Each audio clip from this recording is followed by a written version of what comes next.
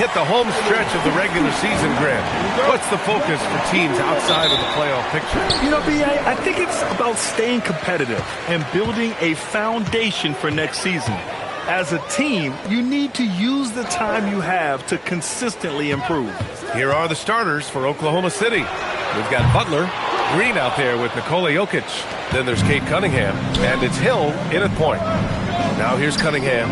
Pass to Hill. Nice ball movement by Oklahoma City. Here's Green. Laid it in with a nice touch off the window. Nice way to start the game. That's where you'd like to get your shots from. Garnett.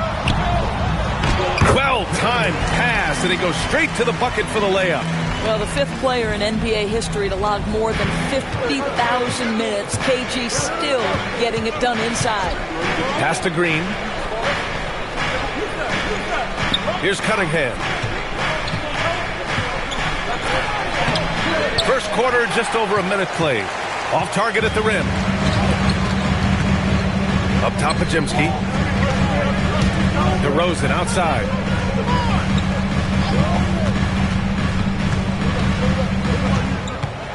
Back to Lopez. 6 on the shot clock. Off target from three-point range.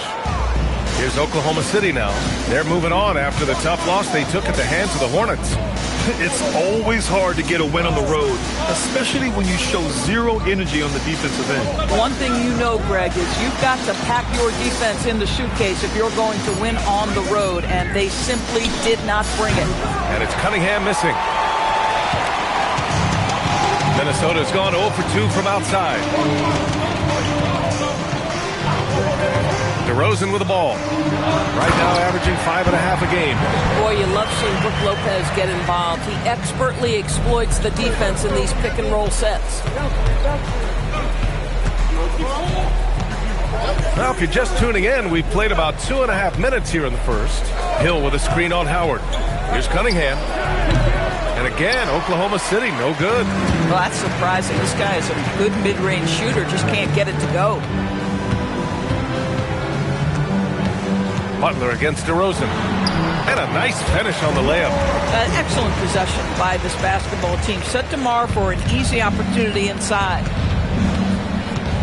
Cunningham outside. Steps back. Here's Hill. Yep, that one goes.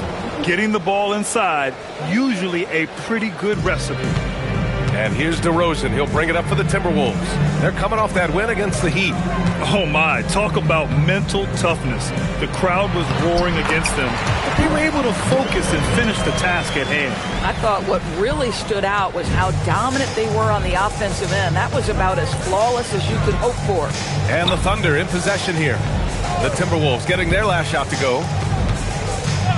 Pass to Jokic.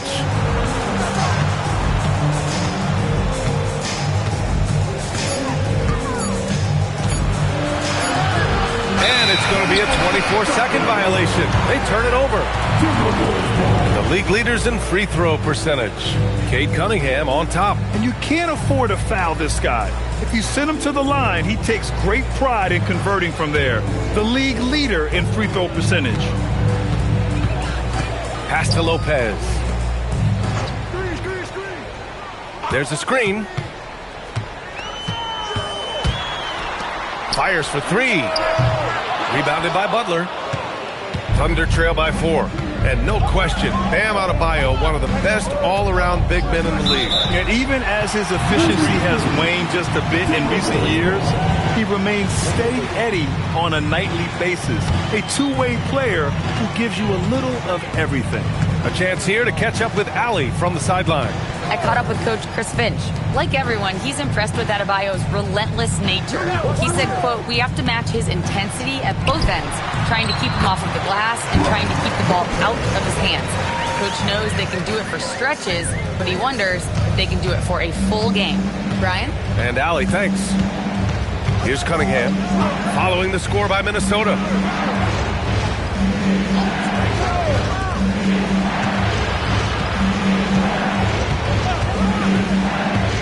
Takes a 13-footer. Rebounded by Lopez. Boy, still trying to get comfortable out there right now.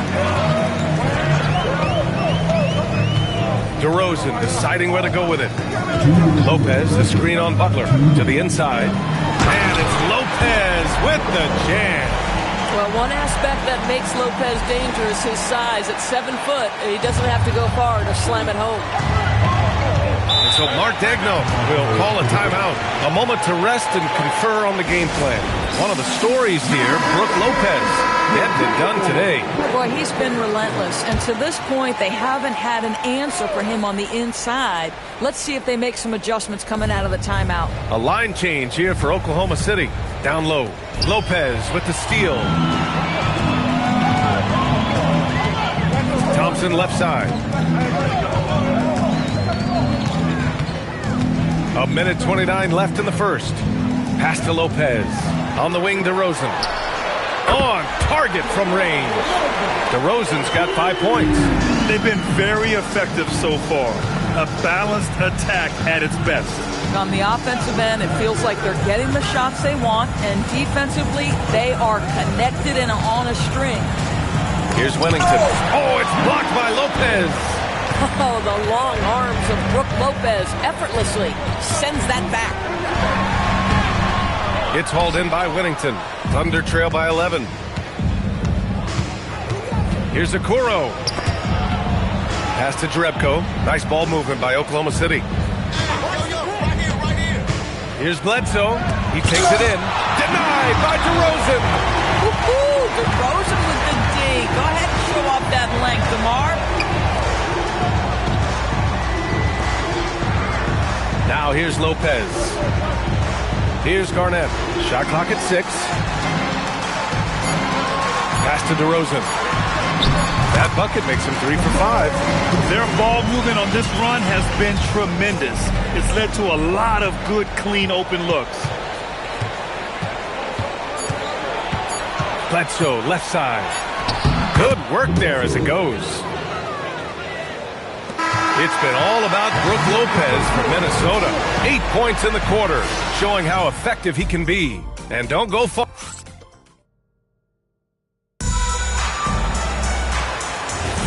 And if you're just tuning in, we've got a wide margin on the scoreboard, but plenty of time left for a comeback. All right, guys, what's your take on the hustle stats for the Timberwolves? Well, their length and anticipation reflected in their shot blocking totals, making the extra effort to close things out. Yeah, they've also been alert and active on the defensive end, creating turnovers and turning those into points on the offensive end. On the floor for Oklahoma City, getting going in the second. Keontae George out there with Eric Bledsoe. Then there's Isaac Okoro. Then there's Nikola Jokic. And it's Jerebko in at the 4-man spot. Here's Thompson. The Thunder pull it in. This game against Minnesota is the first time they've met this year. No one was surprised last year when they won their season series against this team. And most people expect this to be a repeat of that, too. You take nothing for granted. These teams are very familiar with one another, and we expect a close contest. Here's Lynn. George defending. 5 to shoot. Deflects the pass. The shot's good. Bradley's got his first points in this one. Terrific design and execution, leading to an opportunity right at the rim. George finds Jokic. It's George on the wing. Still without a bucket. They set the screen. This one for 3. And it's Jokic. That time on the assist by George. They didn't do themselves any favors with their shooting in the first quarter, but they're starting to pick it up now. And Chris Finch wants a timeout. And we might see some changes. Coach potentially looking to adjust.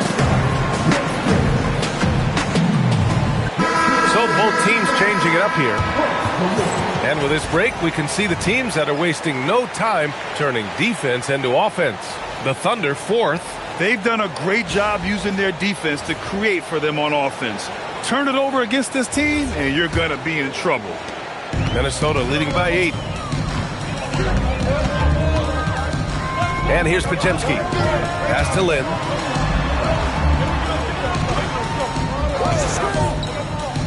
Here's Garnett, covered by Jokic.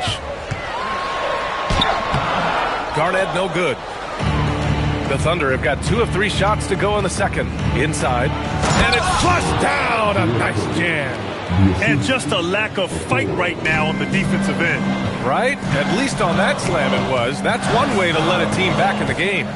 Right, you can see on that possession, one side playing with a little desperation, the other side losing focus. It's Potemski. It's hauled in by Sensible. Oh, rising up from the mid-range, but doesn't exactly look confident about it. Okoro up top. Bledsoe outside. Jokic with a screen on Howard. Bledsoe for three. It's hauled in by Garnett. He's got a great defensive mind. He gets good position and affects the release. And he did it without fouling, and that's become an art, changing shots without making contact. Pass to Jerebko. And here's Jokic. Bledsoe outside. Here's Jerebko. Now Okoro, defended by Podziemski. Okoro, no good. Minnesota leading by 6. Garnett, that's good. Garnett's got his second bucket of the night. Well, the prototypical modern-day power forward comes about as a result of KG paving the way. And so Mark Daigneault will call a timeout. Coach taking this moment to speak to his guys, maybe alter some of the game plan. Lopez, he's checked in for the Timberwolves. Cunningham outside. Green, a screen. Cunningham steps on the gas. Yep, that one goes. In today's game, it seems like running a good offense can come down to getting favorable switches doors. It does, B.A. You see so many of the great teams, those competing for championships. What is their primary goal on offense? Find the weakest target defensively and go at them. Lynn passes to Lopez. Oh, and makes it with the kiss. Lopez has got 10 points. Well, don't you just love watching Jeremy Lin work the pick and roll? This guy is exceptional at passing the ball off that screen. Pass to Cunningham. Back to Hill. Lets it fly. And it's Oklahoma City with another. And they're in a better flow this quarter offensively. And their shooting percentage is steadily rising as a result. Lynn passes to Howard. Lopez, the screen on Butler. Here's Howard. Pass to Lopez. Throws it down, and the official calls a foul. It may be a three-point play. It's on Nikola Jokic. And Minnesota making a change here. DeRozan is checked in. And also a switch here for Oklahoma City. Mahinmi's checked in. Well, you have to like the length of Brook Lopez and the fact that he understands he has that advantage on both ends of the floor. Lopez, the screen. DeRozan passes to Lopez. He gets it in there. 14 points for him. Very little resistance around the rim right now. That's the 5th straight bucket they've given up in the paint. Green finds Butler. 1:33 left in the first half. Outside, Hill. The three. It's hauled in by Garnett. Garnett's got his 4th rebound in this one. Howard, the pass to Lopez. And it's Lopez with the jam. I'll tell you, Lopez filling it up. He's a commanding presence on the offensive end. Outside, Green. Back to Hill. And it's Oklahoma City with another. With his skill from the mid-range area, that's money. Here's Podziemski. Still no points.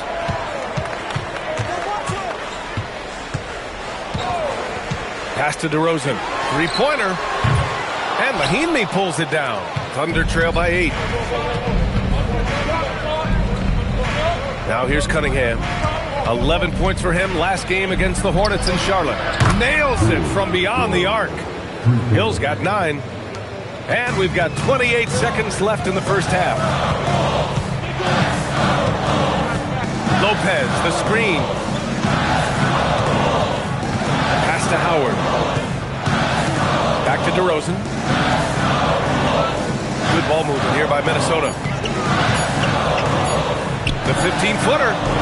The shot by Pajemski, no good. Boy, that mid-range area, he just didn't look comfortable, let's be honest. And the first half comes to an end. We've got a close game going here. It's Minnesota up by 5. We'll see you after halftime for the beginning of the third quarter.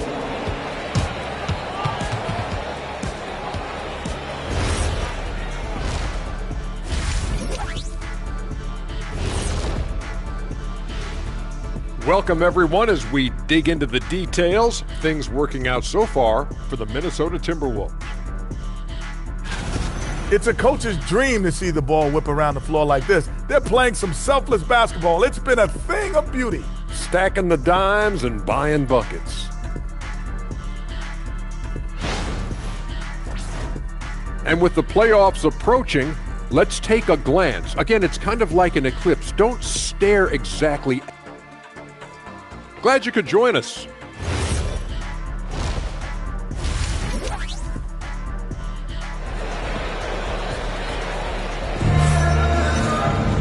And if you're just joining us, we've played through the first half in a game that's been fairly even so far. One of the stories here, Brook Lopez, getting it done today. He's been on a tear so far, throwing down some vicious dunks. I was a little worried for the rim in the first half. Oh, his power is unbelievable, an intimidating force when he's at his best. We've got Brandon Pajemski. Brook Lopez is out there with DeMar DeRozan. And it's Howard in at the shooting guard position. And that's the group for Chris Finch as we begin the second half. Jokic finds Butler. 5 on the clock.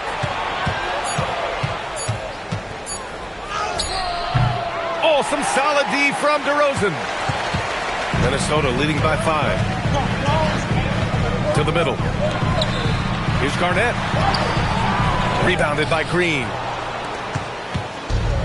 And for the Thunder, they're shooting a nice 50% for the game. That one goes in. Butler's got his first points of the night. Cunningham seeing the floor oh so well in his young career. Outside Pajemski. DeRozan outside.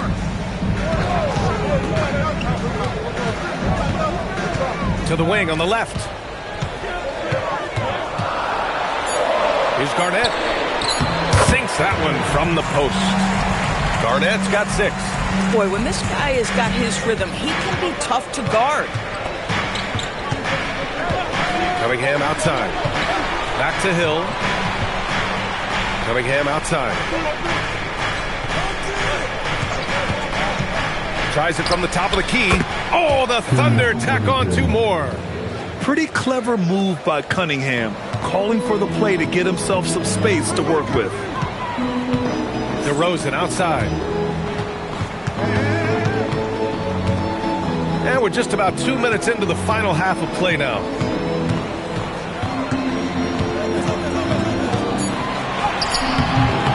And no good. Some solid defense from Butler. Cunningham finds Hill. Now here's Jokic.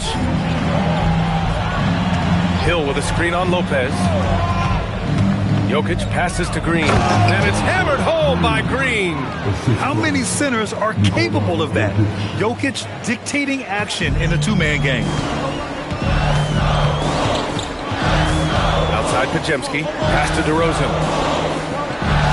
Lopez, the screen on Butler. DeRozan passes to Lopez. Great D that time from Jokic. Boy, what a frustrating, sluggish start to this half. Brutal. Green up top for the lead. That's good on the jumper. Give him 8 points now. Boy, excellent start to the second half. They've missed just once in 5 attempts. And Chris Finch wants a timeout. He's going to talk it over with his guys. They're looking to do something to stop this run. They have to get back on track. Really needs to settle his guys down right now and get them refocused.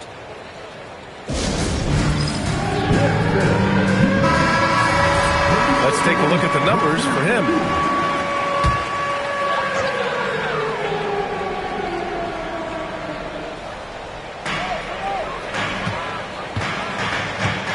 Pass to Howard.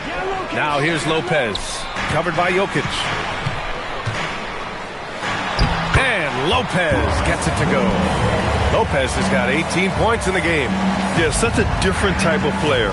Brook Lopez can beat you with post moves and threes. It's really hard to guard him. Cunningham passes to Green. Jokic the screen. Just 5 to shoot. Hill finds Jokic. And it's all from three-point range. The Timberwolves have gone 2 of 5 in this third quarter. Lopez, the screen on Hill. Here's Podziemski. No good on the three. The Thunder have gone 4 of 6 from the floor in this third quarter. Cunningham outside. Pass to Green. Over to DeRozan. And it's Green missing. Minnesota in the lead. Now Howard. Yet to see a basket. Launches it. The shot by Podziemski, no good. Boy, normally he makes that. Defense gets lucky there. Butler passes to Hill. And here's Cunningham. Pass to Hill. Jokic the screen. Outside Butler. From outside the arc. Knocks down the long J. Butler's got 5 points in the quarter. Oh, the defense has to stay attached to him on the perimeter. Outside Podziemski. Here's the pick. Here's DeRozan. Inside DeRozan. Keeping pace here. That's an excellent move inside. And here's Cunningham. He'll bring it up for the Thunder. Their defense has only allowed 6 points in the second half. And so Mark Daigneault will call a timeout. He's going to gather the troops and talk it over.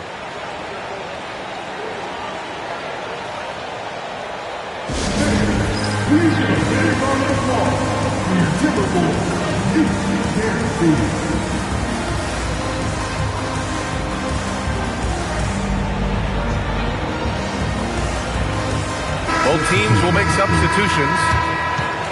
And we have a chance to take a look at the teams that are wreaking havoc with their defense this past month. The Timberwolves, number 1.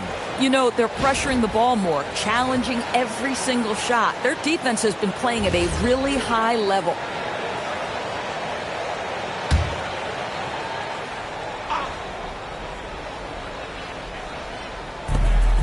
.146 left in the third. Here's Okoro. And there it is for him. Okoro's gotten his first basket of the night. It's nice to see they're not settling for three-pointers. These guys are... Here's Bledsoe. It's rebounded by Minnesota. Here's Howard.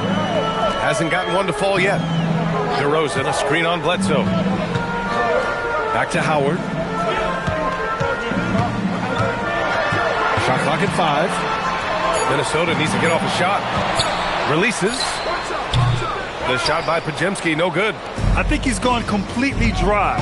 Nothing is hitting. And this is where you hope that he can find something easy so he can see the ball go through the net. Bledsoe outside. For 3. DeMar DeRozan grabs a miss. The Timberwolves have gone cold here in this third quarter. Just 3 of 9. 6-second difference between the shot clock and game clock. Cunningham outside. From the arc. Howard grabs the miss. Boy, if he ever finds his footing, they'll be in even better shape. Right now, his teammates carrying him. DeRozan for 3. Nails it from 3. DeRozan's got 12 points. We've seen 5 lead changes so far. Neither team able to pull away. Yeah, this game just feels like it's going to come down to the wire.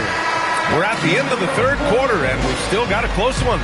It's Minnesota up by 1. And coming up as soon as we return from break. And a worthy candidate tonight as we take a look at our State Farm Assist of the Game. And from the 2-guard spot, an unselfish play like this sets a fantastic tone. Well, having multiple playmakers on the floor makes you a much tougher team to defend. And with 3 quarters behind us, we'll start the fourth in what is still anybody's ball game. And Oklahoma City looking at who they've got to start the fourth. Eric Bledsoe is out there with Keontae George. Then there's Nikola Jokic. Then there's Okoro. And it's Jerebko in at the 4 spot. Bledsoe outside. Oh, a clear foul there on the missed shot. So he'll get a pair at the line. That's a big man down there. I mean, when Jokic gets ideal positioning inside, he uses his size to draw contact. And a moment now to quickly take a look at the offensive approach for the Timberwolves. Well, you love their unselfish play. Keeping that ball moving, good shot to great. That's winning basketball. They've also made a concerted effort to get the ball down low. Many of their points coming in that painted area tonight. Pass to Thompson.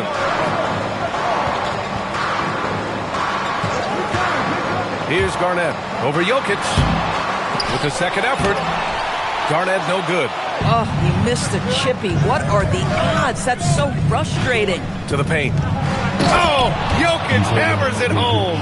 Powerful stuff from the Joker. The defense doesn't want any of that, and I don't blame them. Here's Collison. He's covered by Bledsoe. Lynn gets the 3 to fall. Lynn's got his first bucket of the game, and he's on the board for 3. That's a clutch shot by a big-time shooter. And where's the D? Bledsoe finds Jokic. Nice ball movement by Oklahoma City. The 3 from Okoro hits the trifecta. This is just fun. These teams are trading threes back and forth. Well, that three-point shot just gives you so much room to operate on the offensive end. Last quarter of play, about 2 minutes in now. Pass to George. Here's Lynn. George defending. Gibson passes to Thompson.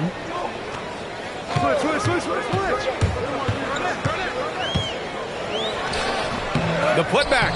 Great positioning on the putback. And the Timberwolves lead by 2. Well, there's a reason this is the 4-time NBA rebounding champion, KG, to the offensive glass. And we've got a timeout called by Mark Daigneault. He clearly wants to talk it over and make sure everyone is focused. So Oklahoma City going with almost an entire new group here. And let's swing it over to the sideline and hear from Allie. Thanks, guys. Mark Daigneault had some words for his team over the last break. He seems pretty disappointed with the three-point shooting, telling his crew we have to start making more outside shots. I want to see more threes out there. Let's get aggressive. Coach is hoping some big production can make a splash for them. Appreciate the report, Allie. Here's Butler. Right side, Hill. To the middle. Lopez with the steal. Outside Pajemski. DeRozan outside. Lopez, the screen on Butler. And it's Lopez. That time on the assist by DeRozan. DeRozan's got 6 assists now in the game. Cunningham against Howard. Outside, Hill. No good with the triple. And the defense got away with one there. I mean, that's a shot he typically makes. DeRozan outside.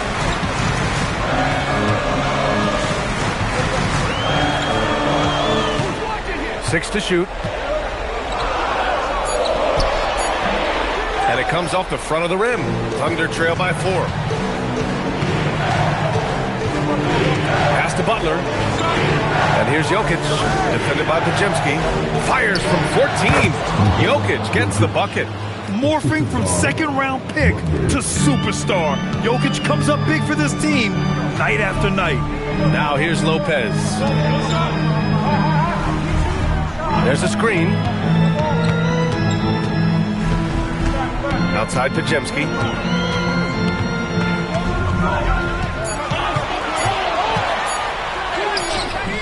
Jokic pulls it down. And so it's Butler who brings up the ball for the Thunder. Trailing by 2. He got it. Not afraid of taking big shots. Cunningham rises to the occasion and delivers. And the Thunder making a change here. Green is checked in. and that one drops. So now they lead by 1. Here's DeRozan.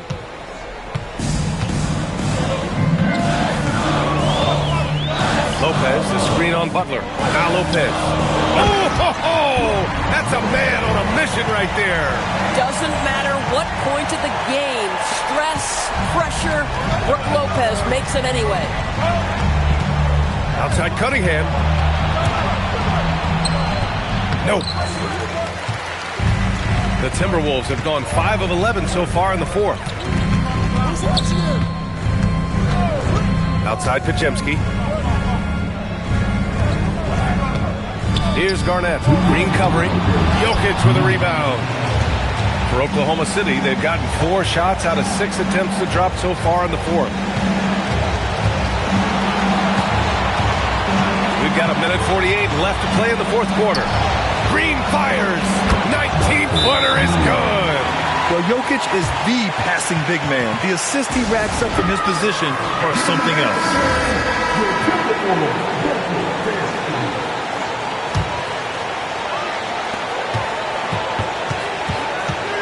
Now here's Podziemski. Check by Hill. Now DeRozan.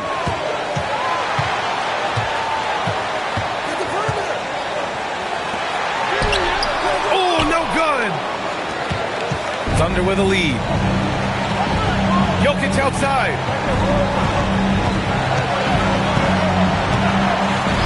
1:15 left in the 4th quarter. Ooh, that high release of Jokic as he buries the 3. And in these moments, Jokic shines bright, commanding the rock in the clutch and stepping up.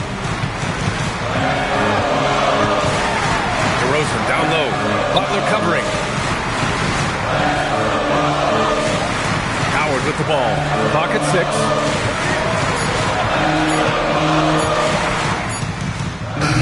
The 3 is off. And so they choose to intentionally foul.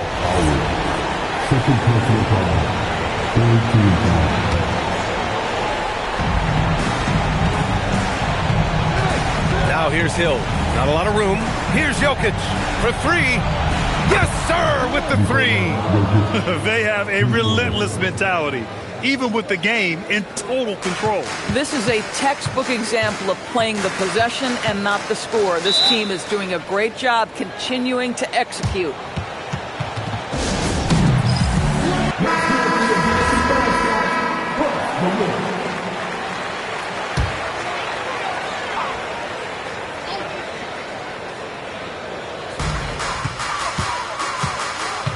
Butler against DeRozan. Now Lopez. Just 5 on the clock. Cunningham there for the rebound.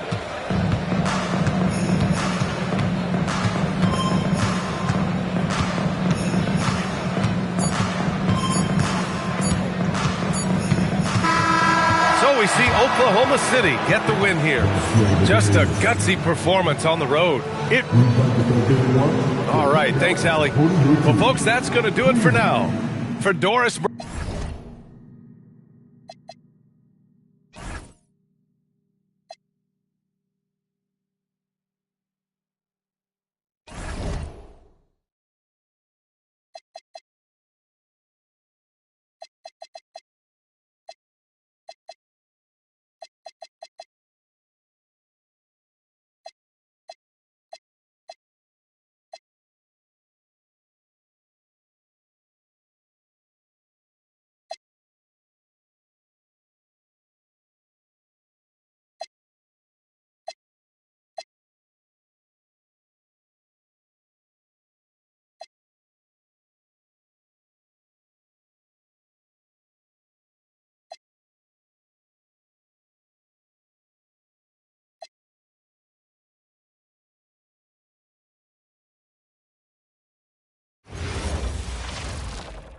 Greetings, everyone. Welcome to 2K Sports and another exciting edition of NBA basketball. Greg,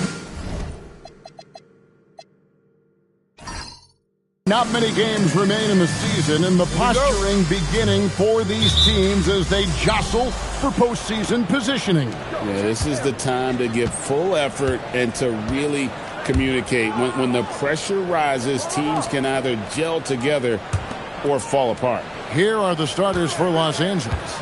Kevin Love out there with D-Bots. Then there's Aaron Nesmith. Then there's Porter, and it's Whitehead in at the small forward. Here's Love. And 3 chances on that possession, but they just couldn't find a way to score. And here's Smart. Jones sets the pick for Edwards. No good on the triple. The Clippers have gone 0 of 3 from the field to start the game. Here's Porter. The Warriors pull it in. Still nothing after 4 shot attempts. They're desperate to see something fall through the net. Smart finds Edwards. Pocket 6. Golden State needs to get off a shot. Here's Gugliotta. The 3-pointer off the mark. And so it's Porter bringing it up now for the Los Angeles Clippers. Love outside.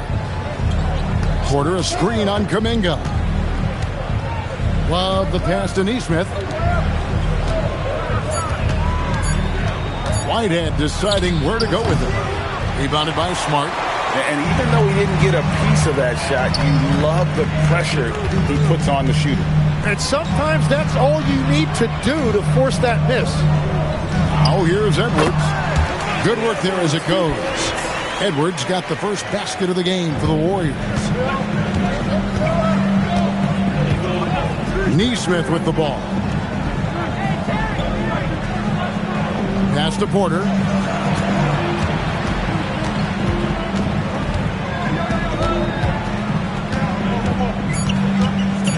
The Clippers need to get off a shot. For 3, Love.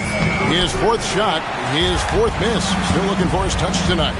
Not really his best quarter as far as scoring. Let's see if he can eventually get back on track. Back to Kuminga. It's stolen by D-Bots. Outside Porter. Nesmith up top. Outside Porter. Back to Nesmith. Pass to Porter. Shot clock at 5. Trains the 3-pointer. You can't just stop when there's a pick set up. Gotta fight over it as a defender. Well, you just have to communicate those switches. If you don't, it's on you. Got a piece of it. Outside, Smart. Outside, Kuminga. Trying to answer back, but that 3 is off the mark. And so it's Porter bringing it up now for the Los Angeles Clippers. They're getting their first look of the season at the Warriors in this one. Yeah, an interesting history between these two. I mean, last year they were swept by this club in the regular season, but rebounded to take them down in the playoffs. Now here's Kuminga. Scoreless thus far. Jones sets the pick for Edwards. Inside. And it's Jones. That's on the assist from Edwards. And I like that. Edwards comes off the pick, keeps his options open, and then just makes the right read. One thing you can say about this Clippers organization, GA, resources will never be a problem. Yeah, passionate and deep-pocketed leadership. You throw in the market size, and even if they're not the glamour franchise in L.A., they're no longer resigned to second fiddle. Porter, no luck. Yeah, he probably shouldn't have taken that shot there. The defensive intensity was all over him. Pass to Edwards. Pulls up on the wing. The rebound by Kevin Love. Very dangerous to leave a guy like that open. Lucky break there for the D. Here's Whitehead. Here's the 3. Gets it to go from beyond the arc. And they don't want to get in a habit of giving him open looks from 3. First quarter steal, but not who you want to leave open. Now here's Smart. Looking at his point production, he averages almost 8 points a game.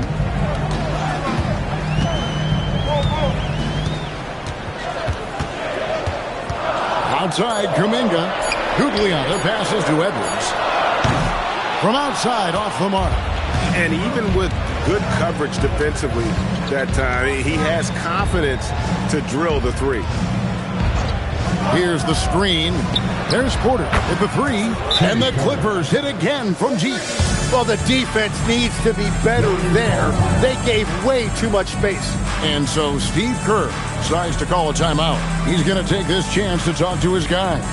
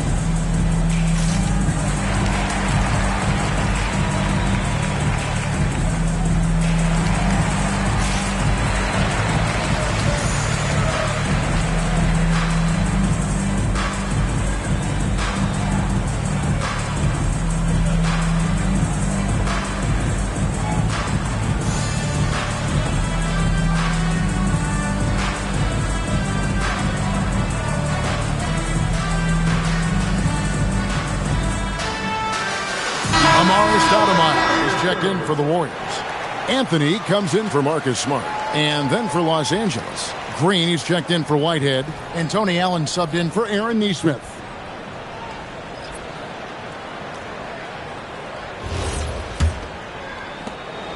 Warriors trail by 5. Right now, let's take a second to catch up with Allie LaForce on the sideline. Steve Kerr gave me a few minutes to catch up with him. I asked him about DeMar DeRozan, specifically how you defend him from the mid-range. He said, quote, "It's tough because his footwork is so good. Our goal is to try to push him out farther and make him take threes if possible. And we'll live with those results. We'll see if their defense is up for the task at hand." Back to you, Kevin. Great work as always, Allie. Thank you. Now here's Stoudemire. That one falls coming off Anthony's feet. And this is where Stoudemire's feast. And it's why his teammates look to get him the rock down low. Outside, Porter. On the wing, Green. Defended by Kuminga. Love dishes to Green. Porter outside. The Warriors pull it in. Remarkable consistency from deep. You can't count on that every game, especially on the road. Well, if you shoot the ball at 40% or better from the three-point line, you are going to win most games no matter where you're playing. Here's Anthony, and he lays it straight in. And they've scored several times already here in the first quarter on the inside. At the end of one, a closely contested game so far. Clippers lead by 3. Live from Chase Center, you're watching 2K Sports.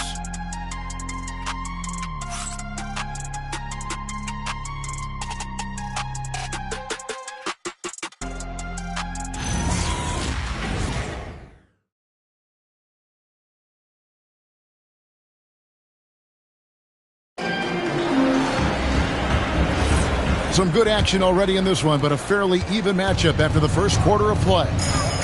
And some stats here, guys. The scoring breakdown for the Clippers. Absolutely dialed in from beyond the arc so far in this one. The defense is surrendering the long-range shot here early on.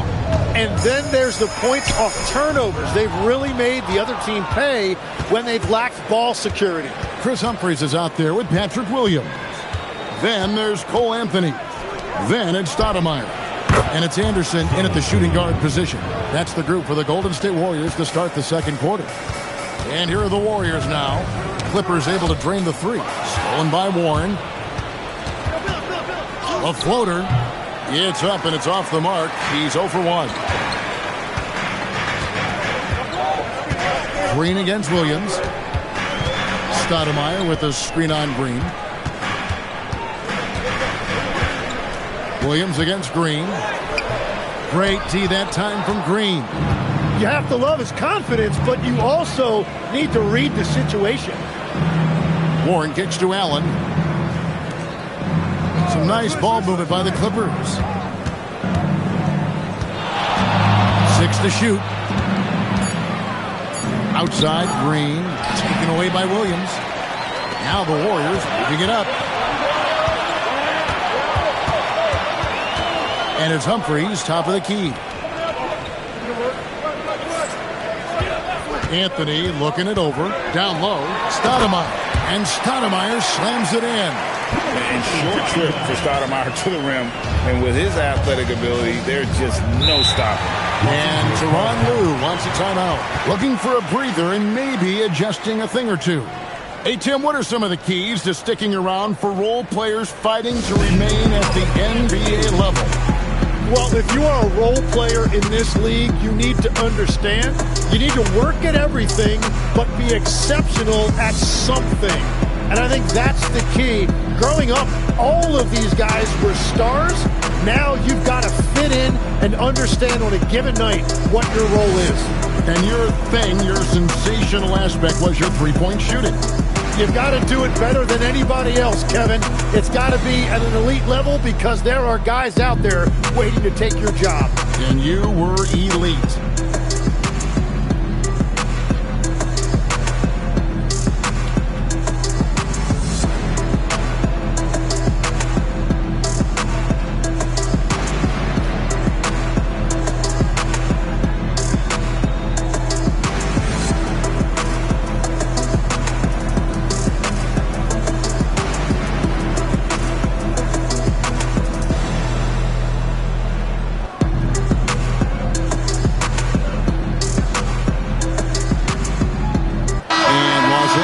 Some changes. Kevin Love's checked in for T.J. Warren. Neesmith comes in for Danny Green. And it's Whitehead in for Tony Allen.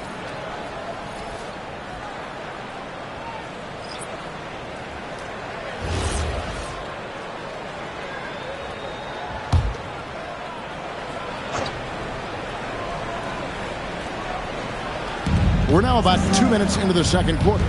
Jordan, the pass to Billups. Takes the three. Offensive rebound. And Love throws it down. And you are going to pay every time you don't box out Love. He has a real nose for coming up with those offensive putbacks. Into his mid-30s, the veteran DeMar DeRozan holding up well, Greg. And such a consistent presence for his team. DeMar plays at his own speed, and he has mastered the art of the mid-range.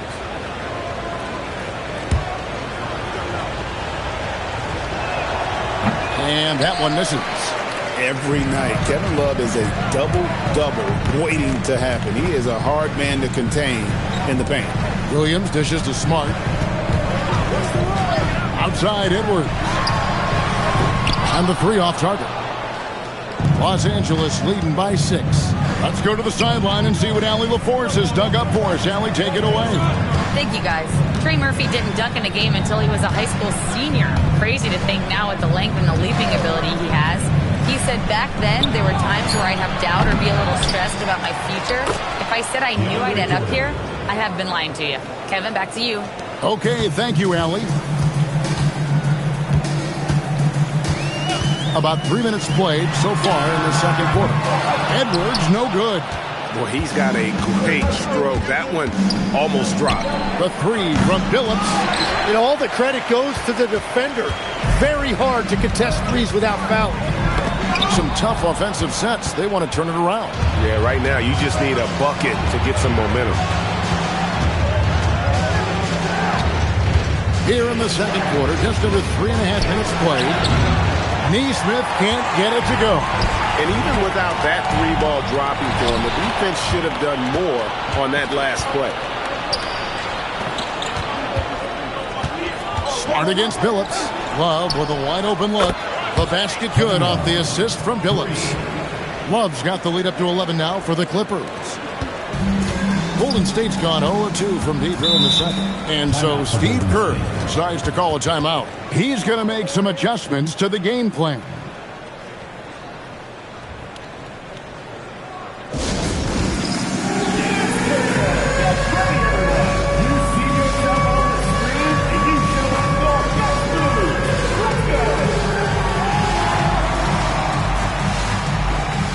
Some changes for Golden State. Jones comes in for Stoudemire. And Kuminga subbed in for Williams. And then for Los Angeles, Divac comes in for DeAndre Jordan. And it's Porter in for Chauncey Billups.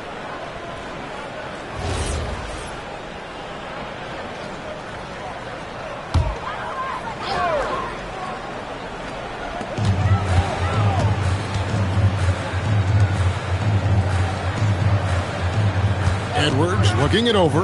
They need this. Put it down hard! Watch out below. Woo!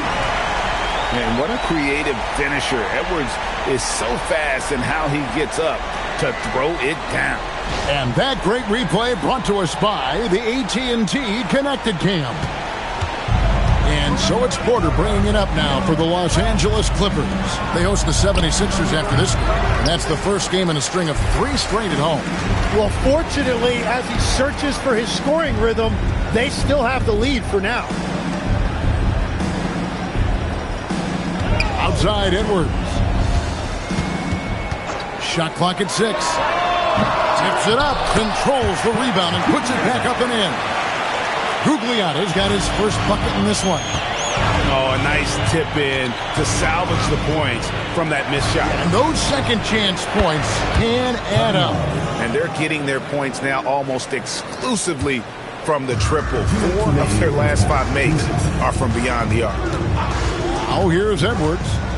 He seems to always be finding ways to score, averaging around 23.5 points a game. Here's Kuminga, trailing by 10. Count it. Well, that's a nice mid-range jumper there by Kuminga, understanding the opportunity was there. Porter, bounce pass. Love kicks to Porter. A 3 ball. And again, it's the Clippers from deep. Their third 3-pointer in a row. Here's Smart. He has yet to score. Jones with the screen on Porter. Smart passes to Edwards. Now Kuminga. And the shot no good, a bit short. 1:03 left in the first half of the game. Porter passes to Whitehead. Now here's Love. And again, Los Angeles with the triple. Bottom line, you need shooters on your team who can space the floor. Yeah, that's how you create that spacing, and that will open up a lot of options offensively. Here's Neesmith. And the ball travels out of bounds. It was last touched by Smart.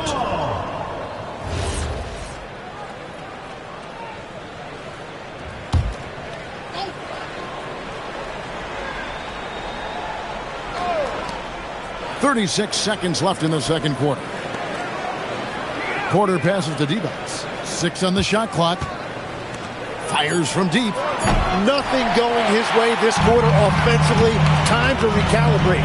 Now, he is fighting through it right now, still looking to get his first make of the quarter, but it's been an ugly start. Back to Kuminga.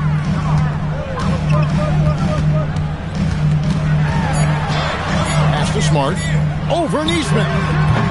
And again, it's the Warriors missing. Kevin Love has been leading the charge for the Clippers. He totaled 14 points in the quarter. He's given them all the up. All right, Allie, thank you for that interview. And we'll be back with more basketball in just a moment.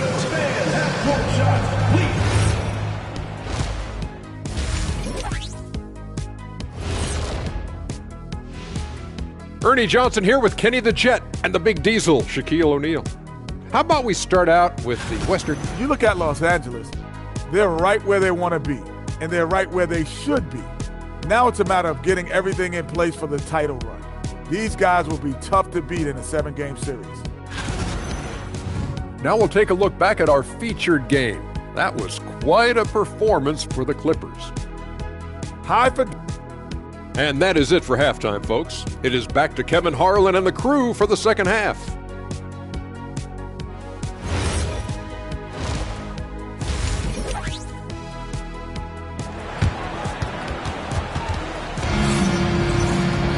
And with a big gap on the scoreboard, the second half begins with very different goals for these teams. One side trying to mount a comeback, one side trying to protect their lead. Kevin Love really has his fingerprints all over this one. Well, through the first two, he has been nothing short of a marksman from deep. And this offense continues to find him in his sweet spots from deep. Checking out the group for Tyronn Lue to start the second half. They've got Porter. Devon's out there with Kevin Love. Then it's Neesmith. And it's Whitehead in at the 3. Love right side.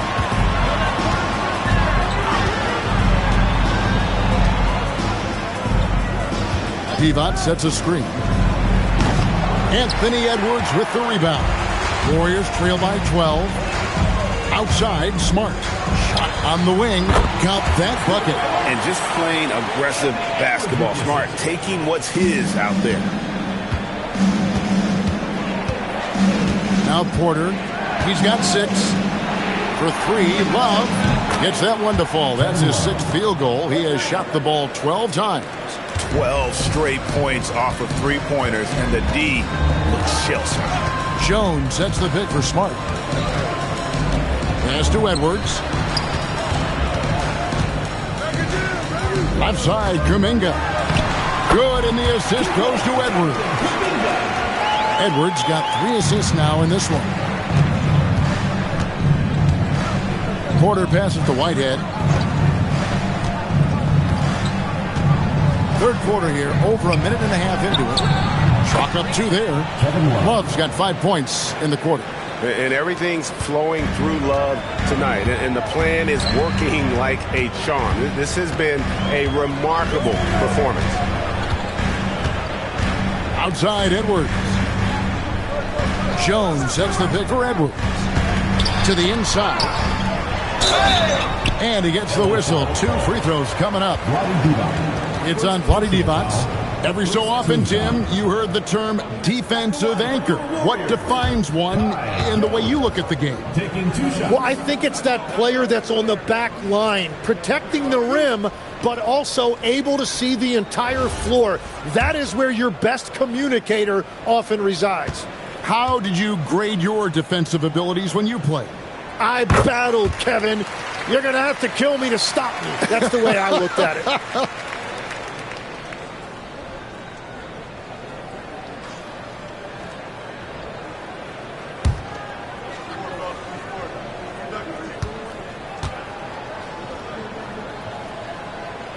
And so Jones nails both of them.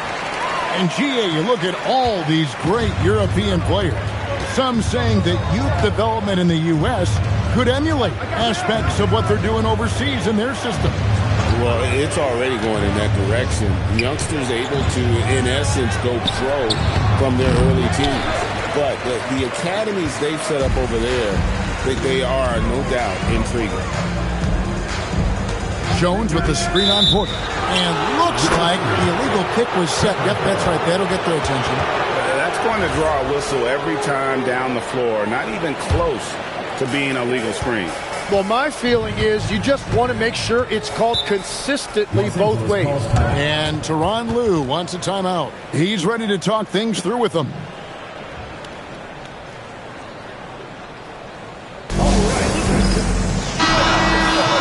And we can talk all we want about their passing. But from three-point range, these point guards have been filling it up for the past month.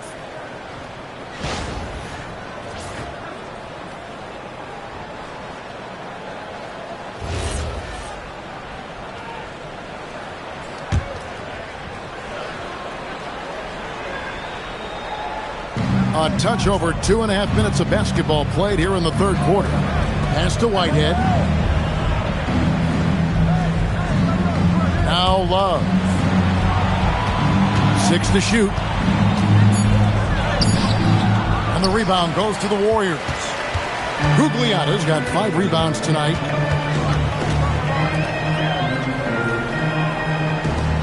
Golden State moving the ball around. Pass to Jones. Had a chance there to cut it to single digits, but it's off target. Los Angeles leading by 11. Porter passes to Whitehead. And here's Love. And the rebound goes to the Warriors. Gugliotta's got 6 rebounds now in the game. Pass to Kuminga. Whitehead with the rebound. Clippers have gone 2 of 6 from the field here in the third. Porter passes to Whitehead. Here is Love. Three-pointer. It's rebounded by Kuminga. Here's Guglielmo. To the paint, trying to find Jones. He gets it to him. The lead now cut to single digits. Jones has got 6.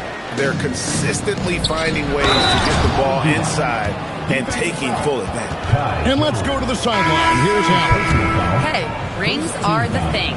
Warriors head coach Steve Kerr said, in modern sports fandom, the tone that everybody wants to set is win the championship or nothing else matters. You don't win a championship, you're a failure. But it's really not true. It's not real life. This is not a zero-sum game.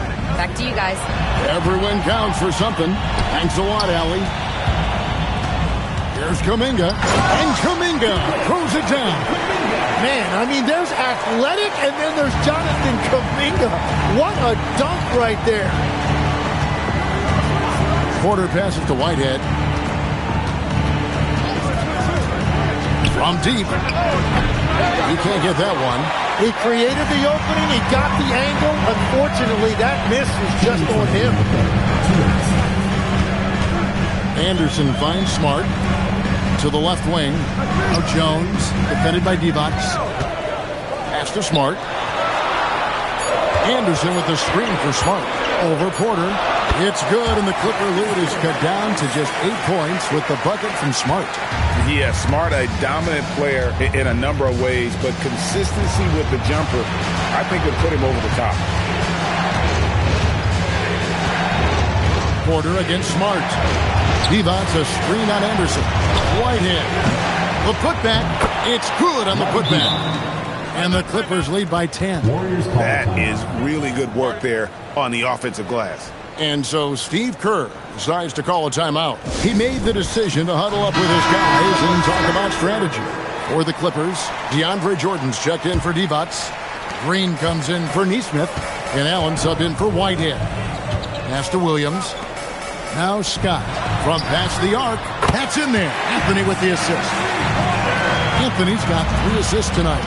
And I tell you what, they're doing their best to cut down the lead with some smart offense here in the second half. Shot selection much improved since the break. And a wide open look for Porter. And he can't answer back. The three-pointer offline. They time it right. They can end this quarter with a 2 for 1. And that's how you want to end the quarter. Anthony dishes to Stoudemire. And foul on the shot. He'll shoot 2 at the free throw line. Very willing to get physical. Stoudemire takes it to the defense and wins that battle. The Warriors shooting their 3rd and 4th free throw attempts of the game.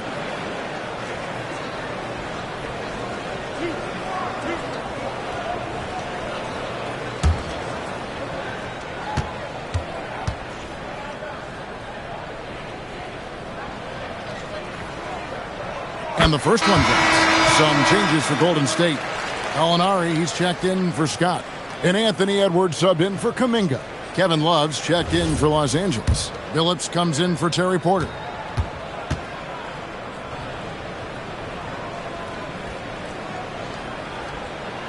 That misses, so he splits the free throws. Los Angeles leading by 6. Allen outside. Pass to Billups. Jordan sets the pick for Billups. A putback. He hangs in there and cashes in on the second chance points. One thing never changes in the NBA. Jordan will always be there among the top offensive rebounders in the league. Jordan with the steal. Here's Love. And it is good at the buzzer. Wow. Resourceful move there, ending the period. And so it's the Los Angeles Clippers with a 10-point lead. Some breathing room heading into the break. They've got a big advantage in the turnover stats because of their intense defense. We'll return shortly. And let's take now this moment to bring up our State Farm assist of the game. And how about the floor generalship right here? I mean, showing us why they're always in good hands when he's the man in charge. What a find. These are the kind of plays we've come to expect from him. Fourth quarter of action is upon us. Thanks as always for joining us. We've got Trace Jackson Davis. Anthony Edwards out there with Cole Anthony. Then it's Williams. And it's Stoudemire in at center. So that's the group out there for Golden State. From deep, Green. Stoudemire grabs the board. Stoudemire's got 6 rebounds in the game. Pass to Anthony. Takes it off the glass. Anthony's got the first points up on the board here in the fourth for the Warriors. Yeah, the D has not been able to keep the ball out of the paint at that end of the court. Left side, Billups.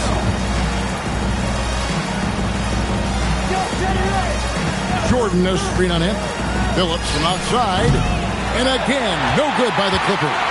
It's been a quiet game for him to this point on the offensive end, but the team has still played well enough to hold the lead. Here's the screen. Billups against Edwards. Here's Jackson Davis. No good from outside. And I thought that was going to drop. It looked good from here. Allen with it. Now Anthony defending. Allen kicks to Love. It's stolen by Stoudemire. Here's Edwards. It's hauled in by Los Angeles. They've led by as many as 14 points. Just not much success when it comes to shooting. From deep, Green. Outside, Billups. That falls. Great assist by Love. Billups has got himself on the board with 3 there. Nice read from the big guy. Love. His teammates appreciate that selfless attitude. And so Steve Kerr calls for the timeout. He's not taking any chances. He wants to huddle them up right away. And the Warriors making a change here. Jones has checked in. Evans has checked in for Los Angeles. We're now joined by our sideline reporter, Allie LaForce. Allie, it's all yours. During that break, Coach Steve Kerr had some advice for the team. He was harping on the number of offensive rebounds that they've given up. He told them they have to recommit to the defensive glass. He said, quote, "We're not walking away with the W if we don't box out." Simple message, guys, but an important one. All right, Allie, we thank you for that. Love kicks to Billups. Off target from outside. He is just ice cold. Luckily, his teammates have picked up the slack. Here's Anthony. Solid defense right there from Billups. The defense doing just enough there to affect that shot. It's Allen with the drive. 2 points. That one goes. And the Clippers lead by 11. Watching the trajectory on a floater never gets old. One of the most fun ways to score that this league has. Here's Stoudemire, and that one swishes right in. Stoudemire's got 4 points this quarter. And this young man is talented. Stoudemire already showing he has a reliable mid-range jumper. And I think that one could have easily have fallen for him. And finished off by Edwards.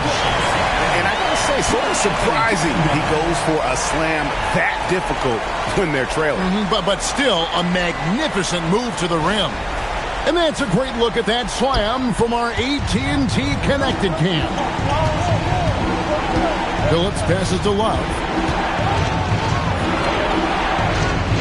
Anthony against Billups. Evans a screen on him. Billups. Warriors with the rebound. Stoudemire's got rebound number 7 for him tonight.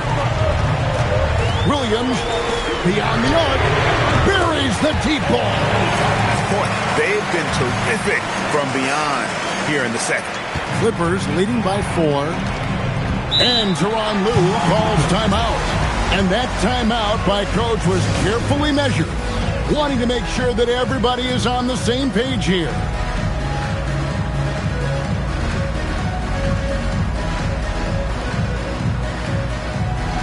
So both teams making some changes here.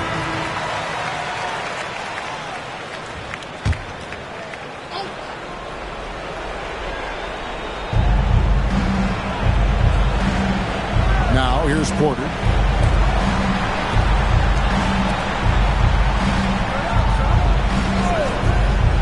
Now Love fires the 3, and down goes the 3. Playing at the 4 or the 5. Love's outside shooting helps provide the spacing, makes him so valuable to your offense.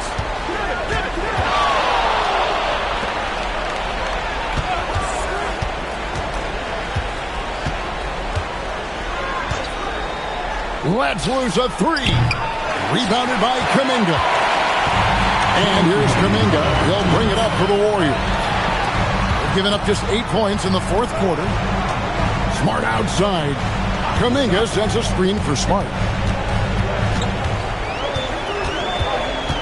Clock at 4. Outside Kuminga. Puts up the 3. And it's off. And this is what dominating the glass looks like. He just cannot be contained. He just wants the ball more than anybody else on the floor, and it's ending up in his hands as a result. Now Love.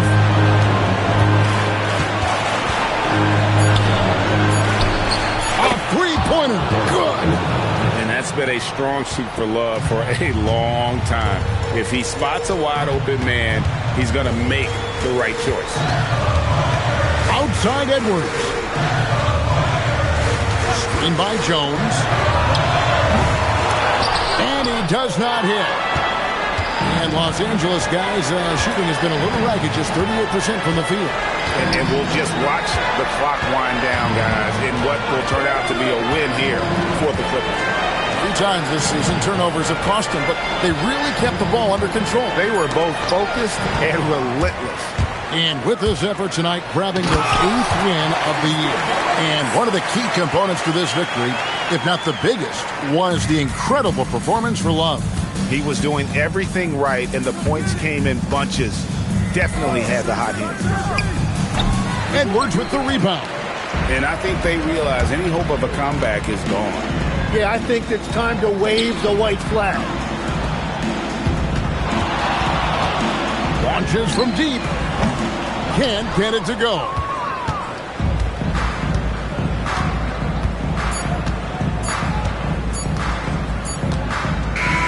And so Los Angeles takes the win. And in the win, a comfortable win in what was, I think, a pretty hostile environment. It really was. You know, it's never going to be easy on the road, but they didn't have too many problems with that tonight. Well, folks, that's going to do it for now. Along with Tim Legler, Greg Anthony, and Allie LaFleur.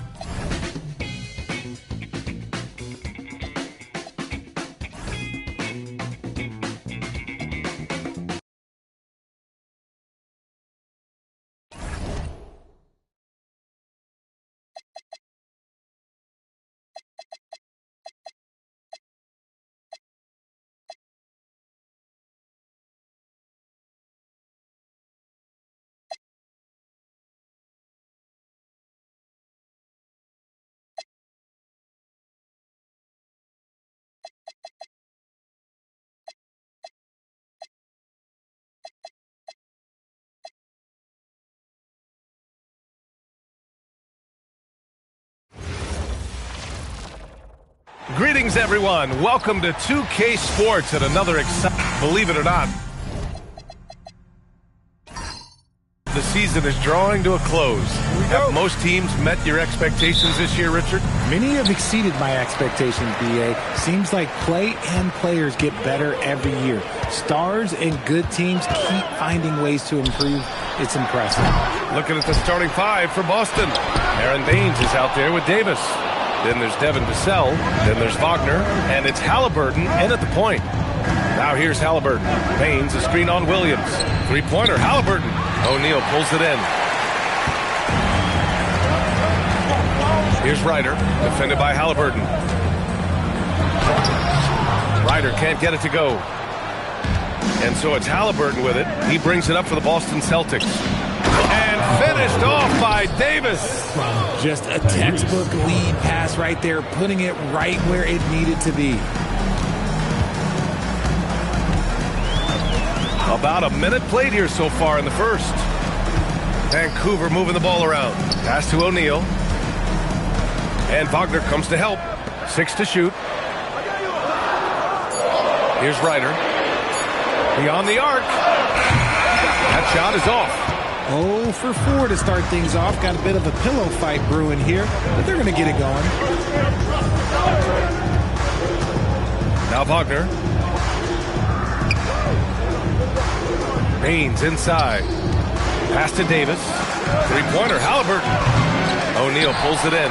And he almost made them regret defending him so loosely. Here's Nene.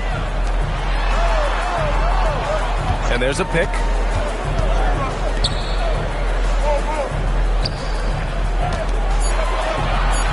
Williams from long range. Knocks it down from distance. Getting this one to fall hopefully gets things rolling. Their first make out of 5 shots. And from the sideline, let's catch up with Allie. Thanks. Yeah, the Grizzlies head coach and I were able to chat. In terms of his team's scouting report, Zion Williamson is at the top of it. He raved about Zion's blend of skill and strength, telling me, I don't think there's a stronger guy in the league. Plus, he can put it on the deck and finish at an elite level. Zion is like a freight train coming right down the lane. BA, back to you. And Allie, thank you for that. An impressive display. How about that look on the AT&T connected cam? Wagner outside. There's the triple. O'Neal pulls it in. Still very early, but that's not the start they want. 1 for 5 shooting. Ryder can't get it to go. Celtics trail by 3. Wagner looking it over. Wagner on the wing from deep. Vancouver with a rebound. O'Neal's got his 4th rebound in this one. To the inside. Here's Ryder. Soft touch off the glass. Obviously, this guy has a talent for scoring. Able to problem solve for whatever the defense tosses at him. And so Joe Mazzulla decides to call a timeout. He's going to take a minute to regroup with his players. This game against Vancouver is the first time they've met this year. And despite the difference in talent level, these teams were fairly evenly matched last year. And since we have a second here, let's see which teams have dominated the offensive glass and second chance opportunities this season. In the 3rd spot, the Grizzlies. You've got to respect the work ethic of these guys on the offensive glass.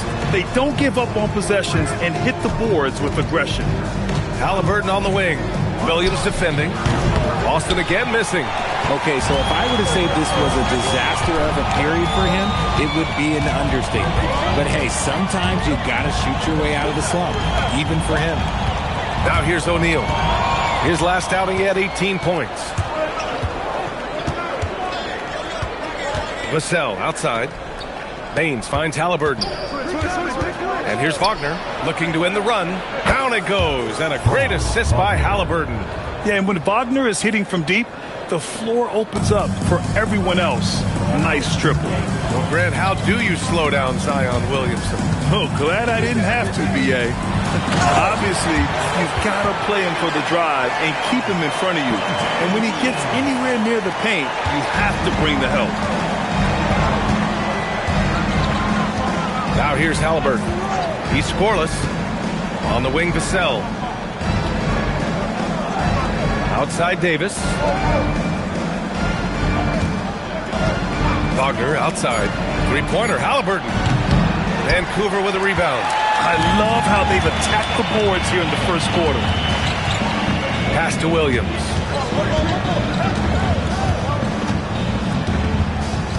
Down low. And that makes him 3 for 4. He's looking good. This run has been fueled by their Matador defense. And so it's Halliburton with it. He brings it up for the Boston Celtics. 6-point game. Wagner on the wing. The 3 is up. Drains the triple. Wagner's got his second basket on the night. You think Wagner was ready to fire? Of course. And so Tomas Isolo calls a timeout. We might see him looking to make some tweaks to the strategy. Pass to Ryder. It's Ellington on the wing. Vancouver moving the ball around. A minute and a half left in the first quarter. The shot by Stoudemire, no good. Celtics trail by 3. Payne, the pass to Halliburton. The 3 ball. And Pendergraft pulls it down. He might be getting in his head a little bit, trying to get something going, but he's still scoreless in the quarter. Pass to Bletch. They set the pick. He shoots. And again, it's Vancouver missing. Slow going for him this quarter. The defense putting up a good fight. There's 47 seconds left in the first. They get it back. It's good on the putback. Those second chance buckets are major bonus points if you can get them. Here's Stoudemire. No made baskets yet. Inside. Pendergraft. Good. That's 10 straight points they've given up in the painted area. Celtics trail by 3. Now Halliburton. Wagner outside. Jacks up a 3. That's good. And Halliburton gets the assist. Halliburton's got 4 assists in the game. The Grizzlies have gone 6 of 13 so far in this one. To the left wing. Here's Blatch. And he got the whistle on the way up. So he'll be headed to the line for a pair. Well, that was clearly a foul. Vancouver shooting their first free throws of the night right here. First free throw is good. And the Celtics making a change here.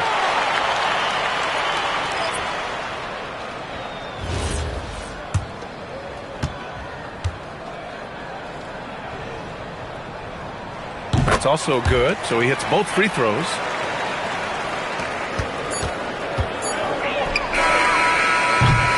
And at the end of one, a closely contested game so far. Vancouver ahead, up 2. Let's take a quick break, and then it's on to the second quarter after this.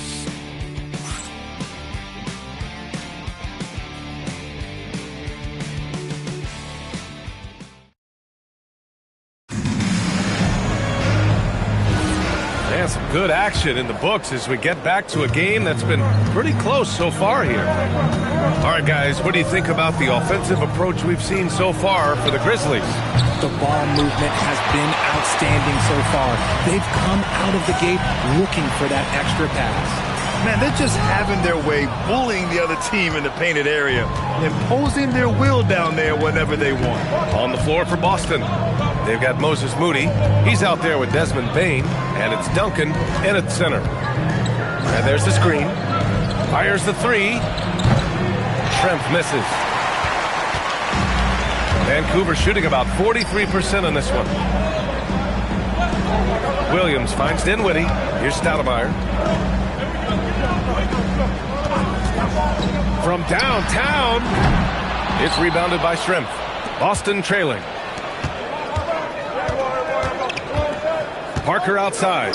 Pass to Schrempf. Let's go with a 3. He drops it from range. Schrempf's gotten himself going with a triple. His first basket of the game. Here's Stoudemire. No points yet. And here is Williams. Shot clock at 6. And again, it's Vancouver missing. And usually that's a bucket for him, but nobody's perfect in the mid-range. Oh, my! That's why we have those breakaway rims. Dude, he risked pulling the whole thing down to the floor right there. Outside, Williams.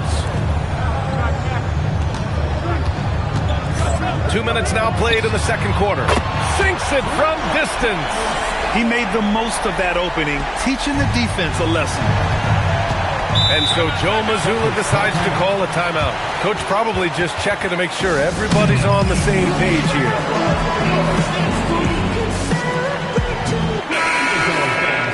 All right, here now, the league's top rebounders over the past month.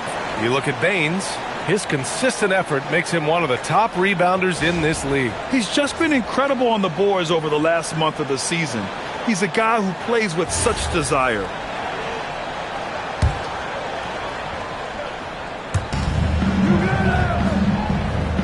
Duncan, pass to Bane. Wagner in the high post. Back to Bane. Puts up a 3. Nice start for him. Sinking his first shot. They're getting torched on the perimeter. 4 of the last 5 buckets have been 3s. Williams looking around. Here's O'Neal. There's the block. And he's able to get it back. Boston pulls it in. coming into this, having notched to win against the Lakers in their last game.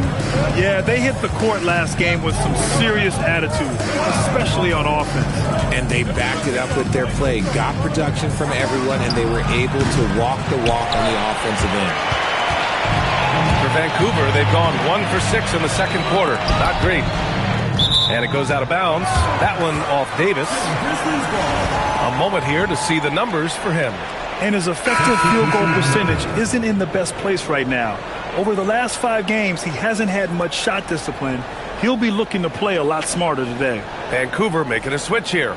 Williams is checked in. The Celtics also with a sub. Baines checked in. 3 minutes of action thus far in the second. Right side Baines. And one key for quality teams in this league, beating the opponents you're supposed to beat. What goes into that, Grant? Well, B.A., they call them trap games. An opponent that, on paper, isn't up to your level, especially when they're missing key guys.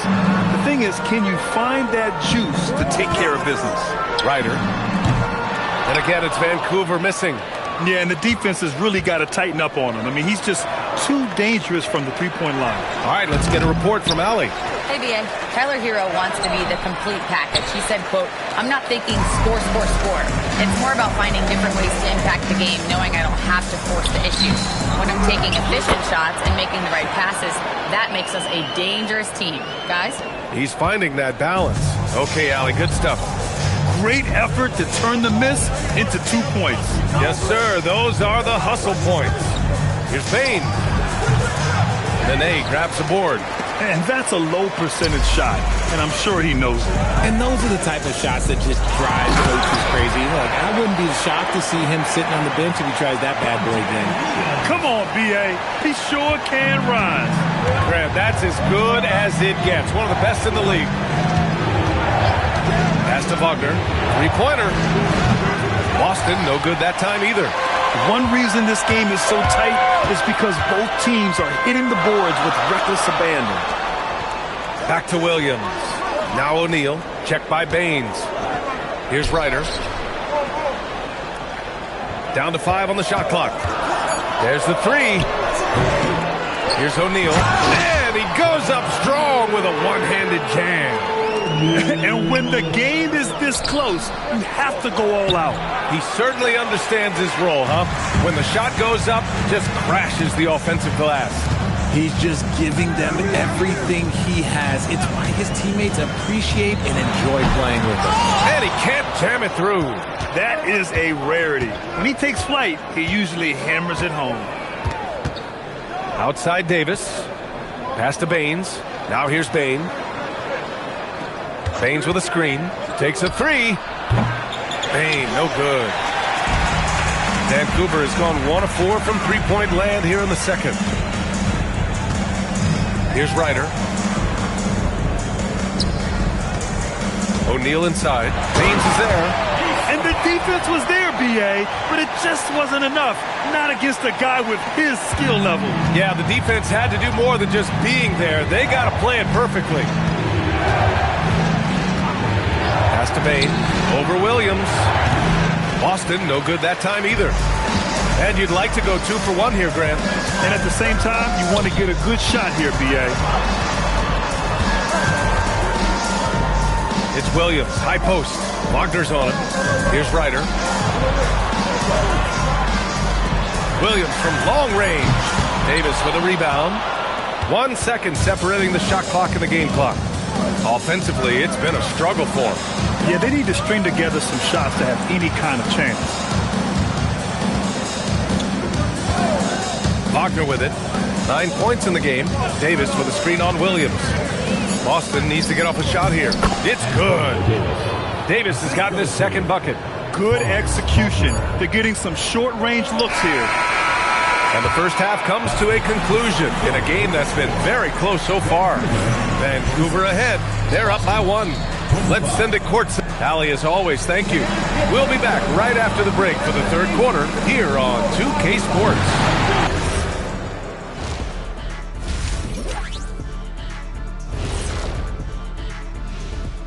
Ernie Johnson here with Kenny the Jet and the Big Diesel, Shaquille O'Neal. How about we start out with the Western Conference and how those teams are stacking up? Taking a look here now at Vancouver, they haven't quite looked like themselves lately. The question is, how do they get back to the top? How do they recapture that magic? I think it starts with raising the intensity level. Become more aggressive. Night after night, fight after fight. Aggressive is right. And as we review this first half for the Celtics, still anybody's game. They better be grateful for their bench. The reserves are showing. And that is going to do it for us. Let's get back to some...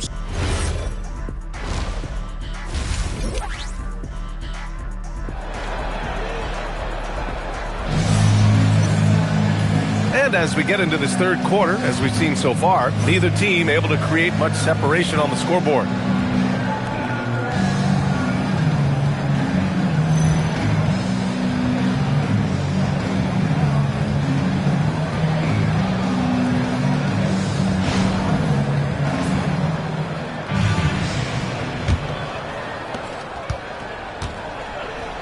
They've got Williams, and it's Nene in at the four-man position. That's the group starting the second half for Tuomas Isalo. Wagner for three. The rebound by Ryder. Vancouver shooting just under 40% from the field. 4-3. Williams' shot is good. Williams has got his first 3 points of the game. Pick works well there, but the defense left a lot to be desired. Yeah, that just comes down to a lack of effort. The defender has to do a better job fighting through the screen. And Wagner gets it to go. This is just fun. These teams are trading threes back and forth. This is today's NBA. Hey, we see this kind of exchange more often than not. To the middle. Here's O'Neal. Haynes with some nice D. Uncharacteristic, but that's a bucket he'll convert 90% of the time. Pass to Halliburton. Back to Wagner. Another miss by Wagner. You gotta love how they've been crashing the boards, fighting hard for every miss. Grant, since he's come into the league, what's jumped out to you about Hero's development? Well, I've liked seeing his growth in running the pick and roll. He's not just a jump shooter anymore. He's a guy that can anchor an offensive unit, B.A. Nice ball movement by Boston. Wagner, the pass to Vassell. 5 on the clock. Halliburton for three. Not going to go that time. Rough start to the second half for them, only getting one of the past 4 shots to fall. Wagner with a steal. 2 minutes gone in this third quarter now. Halliburton for three. Yes! Tough points from Tyrese. At the perimeter, Halliburton has a lot of confidence. He's just about always ready to take that shot. Williams on the wing, defended by Halliburton. The kick out to Williams. Here's Ryder. So far, he's averaging 11 points a game. And their offensive rebounding is such a strength for them when he's on the floor. Yeah, he really helps them extend possessions, doesn't he? Yeah, you can feel Coach smiling on the sidelines with every offensive board. Wagner outside. Halliburton against Williams. Halliburton, the pass to Baines. Excellent D there from O'Neal. Even though it wasn't a clear path, he knows that that's a shot he should make more oftentimes than not. Outside, Williams. Screen by O'Neal. Fires from deep. Offensive board. Cash money. Out of his 14 attempts, he's drained 9 of them. This has been the reoccurring theme of the second half. Inconsistency getting stops. And so Joe Mazzulla decides to call a timeout. He'll take the opportunity to regroup.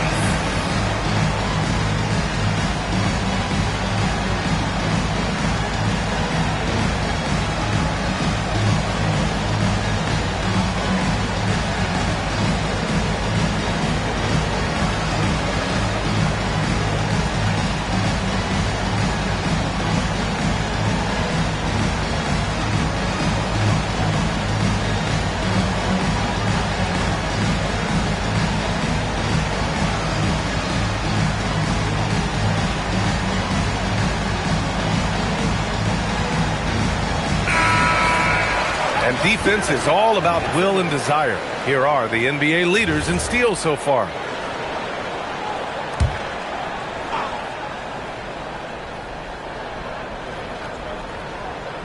Third quarter action, and just under 3.5 minutes have passed.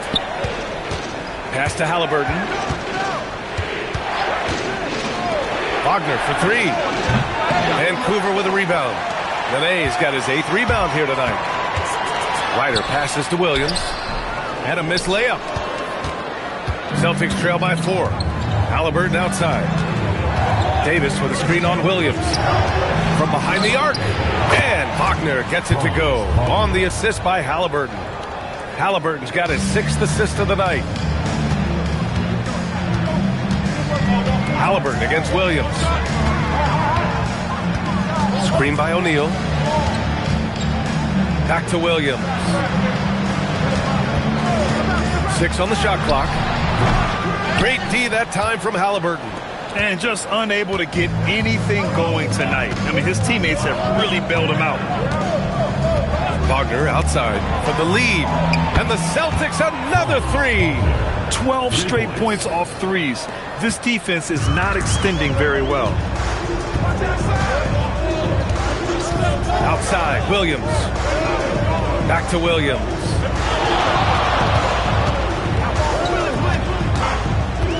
Fires the 3. Oh, my. Came close to a 4-point play. He'll head to the line for 3 free throws. You know, not the smartest play a defender can make there. And let's quickly check out the scoring breakdown here for the Celtics. All game long, they've been making it rain from the arc. And look, they've done it by feeding the hot hands. Well, another area they've been productive is off of turnovers, scoring many times after forcing the ball out of their opponent's hands. No surprise there. He's about as automatic as it gets from the stripe. I hope I didn't jinx him. Halliburton outside. There's a screen. Unloads. O'Neal pulls it in. O'Neal's. And so it's Williams with it. He brings it up for the Grizzlies. They lead by 1. Screen by O'Neal. Down low. And he makes no mistake. Slam dunk. Get him the ball anywhere close to the hoop. That thing is over. Boston has gone 4 of 7 from 3. A good percentage in the third quarter. Halliburton outside. Here's the 3. Nene grabs the board. Nene's got rebound number 9 now. What an effort here tonight. Pass to Williams. Launches the 3. Rebound Boston. 1:06 left in the third quarter. Here's Parker. Lays it up and banks it in. Parker's gotten his first bucket of the night. Vassell keeping his eyes open and his head up. That's a nice pass. Vancouver is gone only 1 of 3 from deep here in the third. Williams passes to Ellington. Outside, Williams. They set a pick. 6 to shoot. Here's Nene. And it's blocked by Davis. Here's Halliburton. Pass to Vassell. And stolen by Williams. 6 seconds separating the shot and game clock.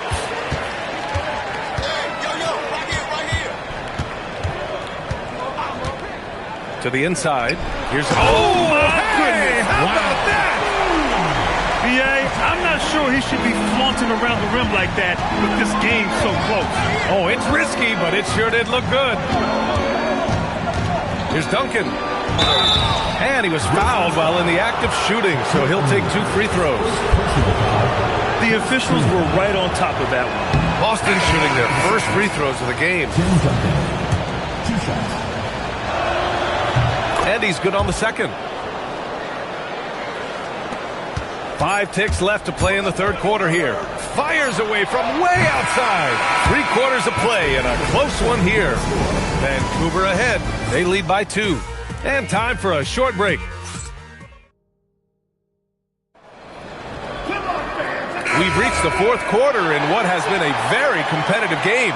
Should be an exciting finish.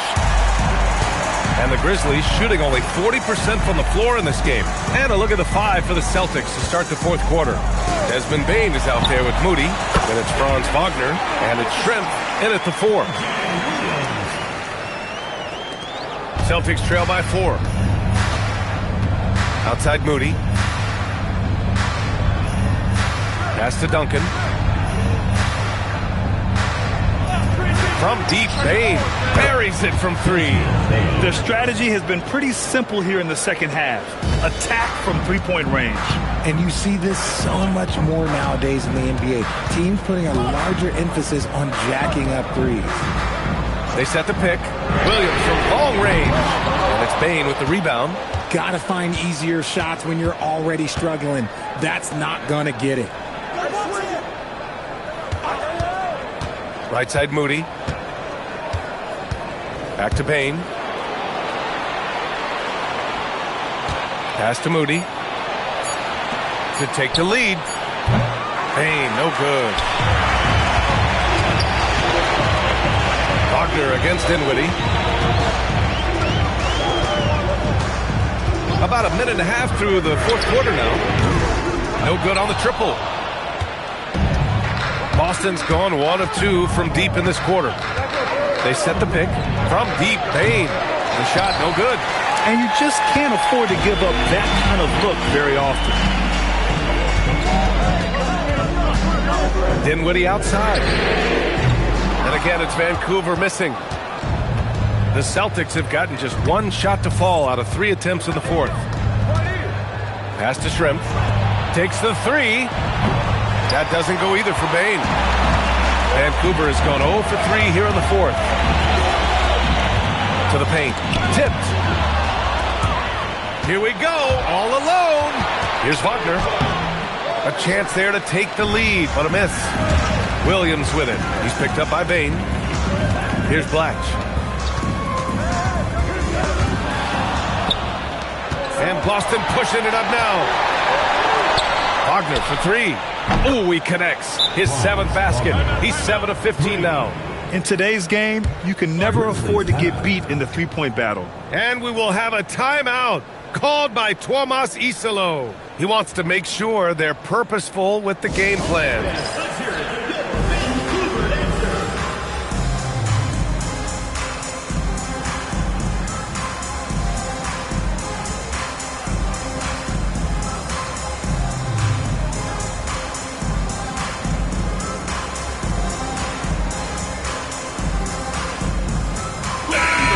To hear from our reporter, Allie LaForce.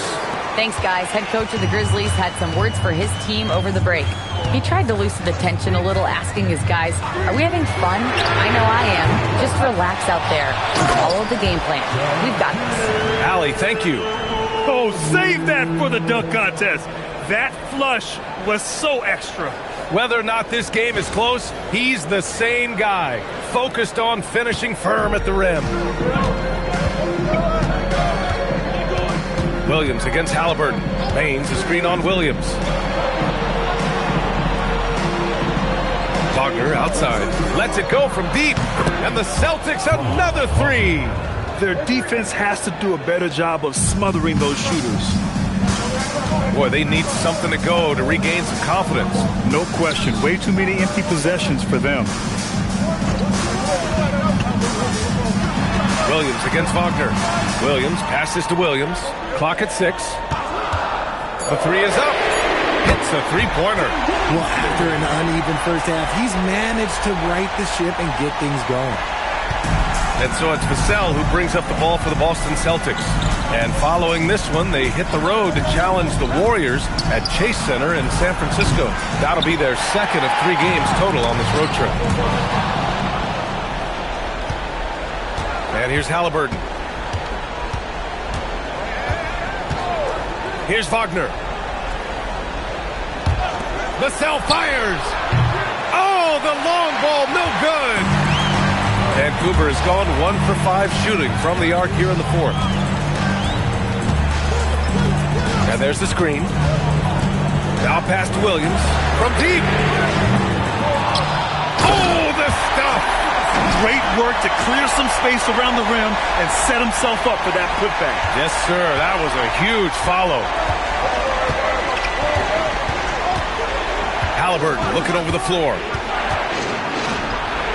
Davis outside. Halliburton outside. Oh, he cannot hit. For Vancouver, they've gotten 4 of 9 shots to go in during this fourth quarter. Williams, the free ball is down. Pick works well there, but the defense left a lot to be desired. Yeah, that just comes down to a lack of effort. The defender has to do a better job fighting through the screen. Wagner outside. Ooh, they can't stop the run with that one. And Williams has got the ball here for the Grizzlies. It's a 5-point game. On the wing, Williams. Here's the pass to Williams. O'Neal inside. He's guarded by Vassell. Just 4 to shoot. And he powers it down. One-handed. This guy has been wreaking havoc out there the last couple games. He's been relentless, and he's been doing it in a variety of ways. But right there, it's all about the hustle on the offensive glass. Davis outside. Now here's Wagner. Haynes, a screen on Williams. Haynes inside. He's against O'Neal. It's in! Now Williams.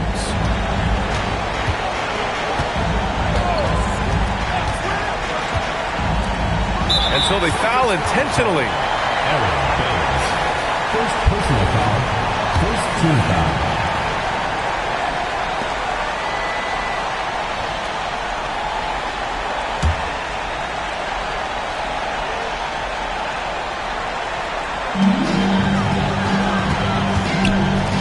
And Wagner comes to help. Here's the pass to Williams.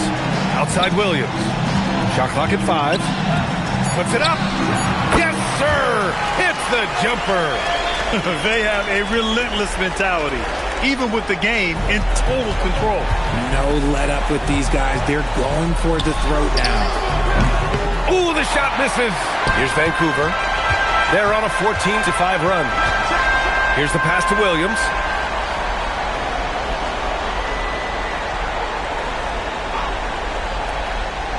Shoots it up. Oh, can't hit the jumper.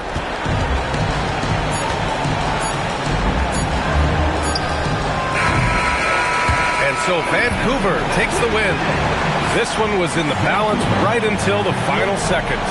And BA, they showed their character when it mattered most, sending those fans home happy. All right, let's go courtside.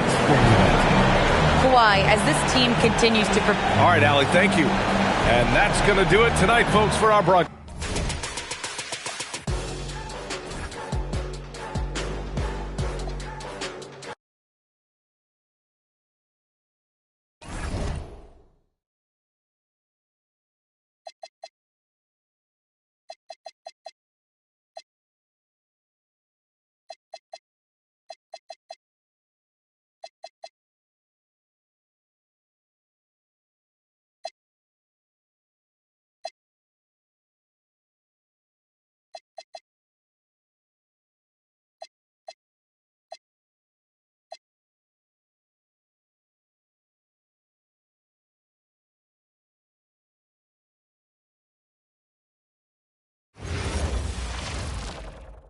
Welcome, folks. Thanks for tuning in to 2K Sport and Stan talking about this matchup for a second. When it comes to moving the ball, these two teams have to be considered two of the very best at it. Couldn't agree more, Kevin. Both of these groups, very selfless. Got to give a lot of credit to these coaching staffs for getting their guys to buy in on a team-first mentality. That makes for some tremendous team chemistry. And by the way, it wins a lot of games, too. So the opening lineup for the Heat, Tyreek Evans out there with Williams. Then there's Whiteside. Then there's Gordon. And it's Trent in at the 4 spot. Now, here's Suggs. Outside Thomas. Clock at 6. Here's Favors. And a slam dunk by Favors. slamming it home. Part of why Favors shoots it so well from the field, sometimes he just spikes it instead of shooting it. Williams against Suggs. A little over a minute gone here in the first quarter. And it's George missing. And it's Gordon with the ball. He brings it up for the Heat. Now Trent. Good. A nice assist for Williams. Just setting the tone with an aggressive move to the rack. And where's the help defensively? Well, when you are the aggressor this early, it is intimidating. You know what, though? Sometimes you can be too open. I think it may have surprised him, and that's why he missed. Evans setting the pick for Williams. Shot by Gordon, wide open. Great positioning on the putback. The 7-footer, Whiteside, using that size and snatching up the offensive board and finding his own opportunity. Now, here's George. Coming off a solid outing against Indiana. Suggs kicks to George. And again, it's the Nets missing. The Heat have gone 2 for 4 from the field so far today. Evans against George. In the corner, it's Whiteside. Trent passes to Evans. Whiteside, a screen on George. And it's Evans missing. For New Jersey, they've gone just 1 of 4 to get this game started.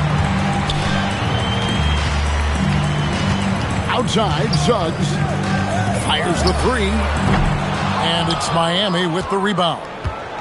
They couldn't put the pieces together, losing that last matchup with San Antonio. And missing your free throws usually changes the complexion of a game. Certainly did in that one. Well, if you want to win away from home, quite simply, you have to make your free throws. Now here's Evans. Following the missed shot by Onyeka Okongwu.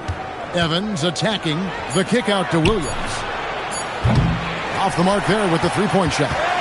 And not allowing the shooter even an inch of breathing room on that one. There's no air space there whatsoever. That's as close as you can get without foul. Now here's Thomas. Still without a basket. They need this one. And it's good on the layup. And it's all knotted up. Huge hole in the defense that possession. He didn't waste any time cutting through. Outside Williams. Gordon with the screen for Williams. Pass to Evans.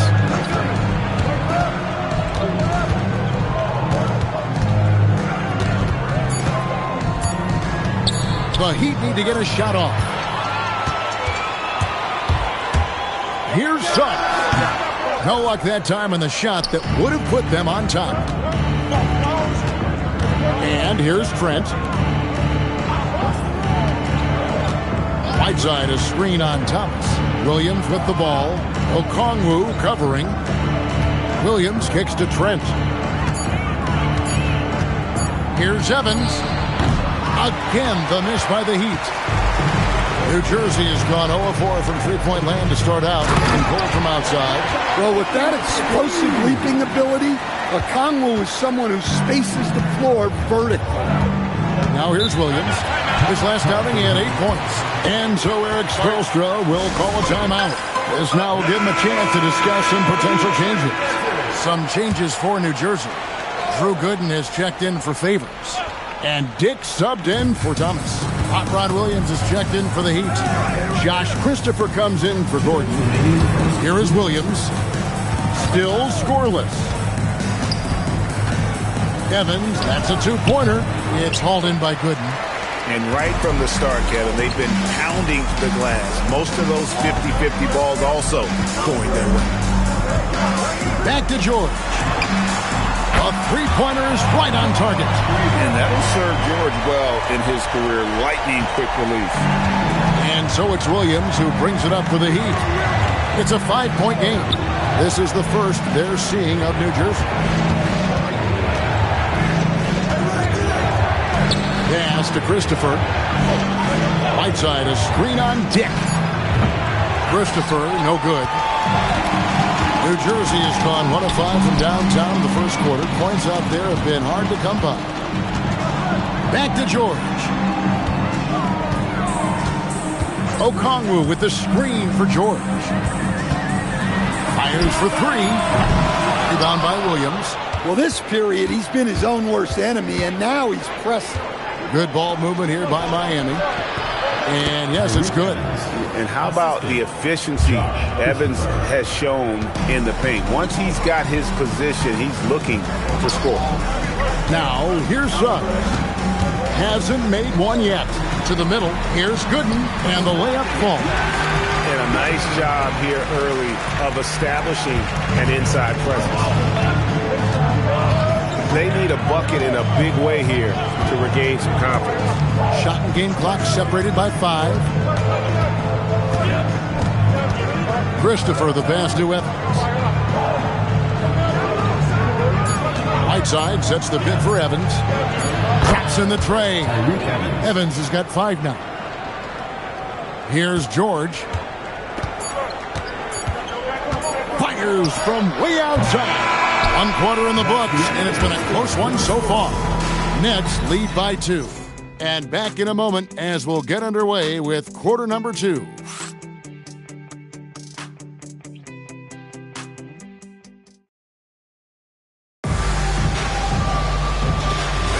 And close game underway so far. We'll see if either of these teams can jump out in the second quarter. And what do you guys think so far about the offensive approach for the Nets? Well, I have to applaud their ball movement. They're moving the ball around, finding the best looks they can, and keeping everyone involved. And also, guys, they're out-muscling their opponent. The points in the paint are piling up because of that aggressiveness. On the court for the Heat, Hot Rod Williams out there with Fox. Then it's Omer Usher. And it's Beck in at the 1. Here's Christopher. No scoring in this one. Rebounded by the Nets. That's a defender doing just enough to cause a miss on the layup. Outside, Green. Misses the 3. The Heat trail by 4. Fox passes to Beck. Here's Williams. Over Gooden. And it comes off the front of the rim. You can't play better defense than that, patrolling that mid-range area. Green deciding where to go with it. Here's Aldrich. And it's Fox with the rebound. Last outing for New Jersey, they won that game against Indiana. Out left to the wing. Pass to Christopher. Williams, a screen on Green. Driving inside. To the wing on the left. Just 4 to shoot. Here's Beck. It's rebounded by Dick. Nets leading by 4. And here in the second, 2 minutes gone by. Here's Benton.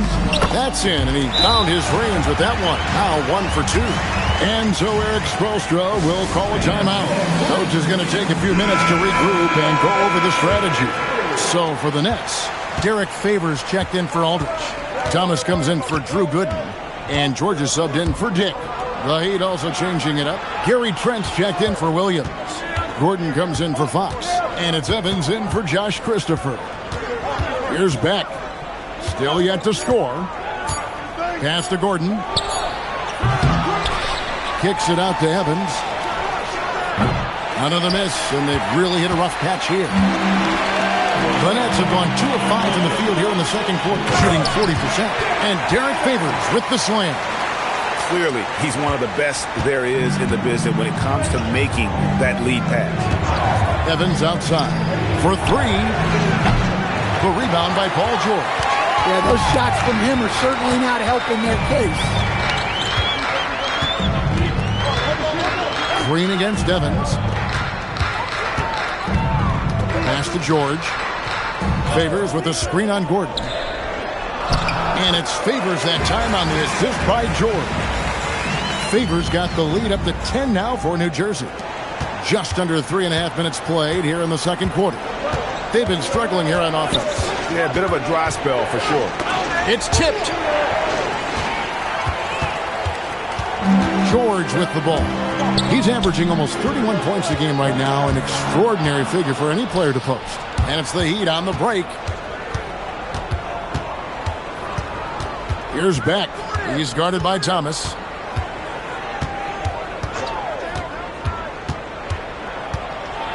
Shot clock at 6. Beck passes to Gordon. From deep, Evans.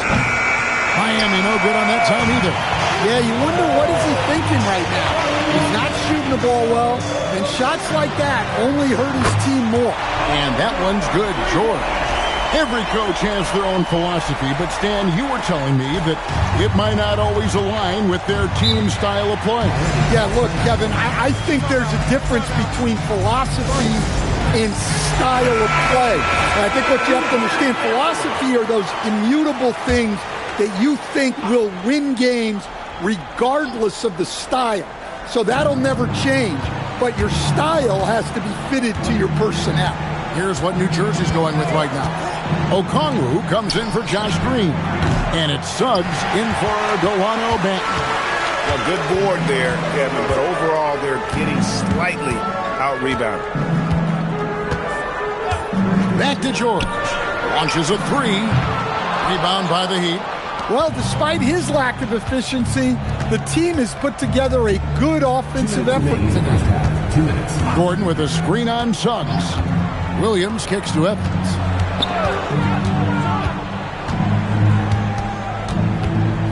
Outside Gordon. Shot to stop the run. New Jersey with the rebound. Okongwu's now got 4 rebounds in this game. Outside, George. Drains it from beyond the arc. George has got 9. Yeah, and they're shooting really starting to pick up here in the second.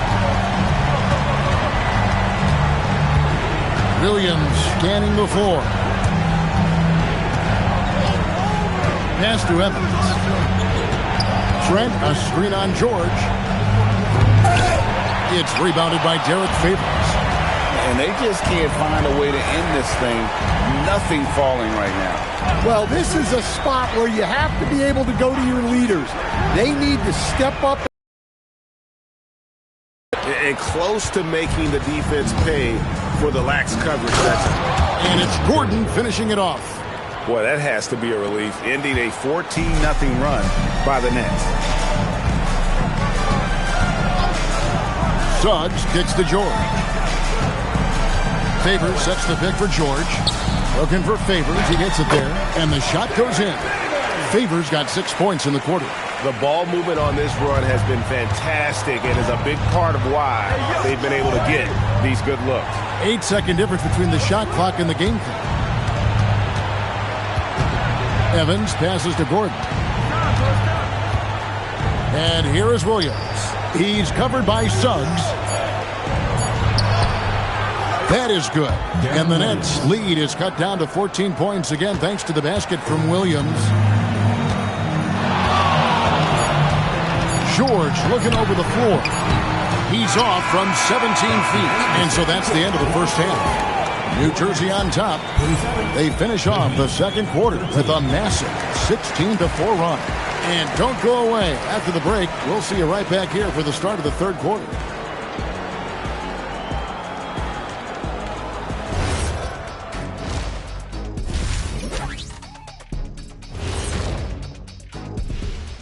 Hello, everybody. You take a look at New Jersey. They've been phenomenal. All the lofty predictions, the expectations, they've all come true. And now, how about that first half? Talk about a dominating display for New Jersey. Well, to be honest. And that's all for us.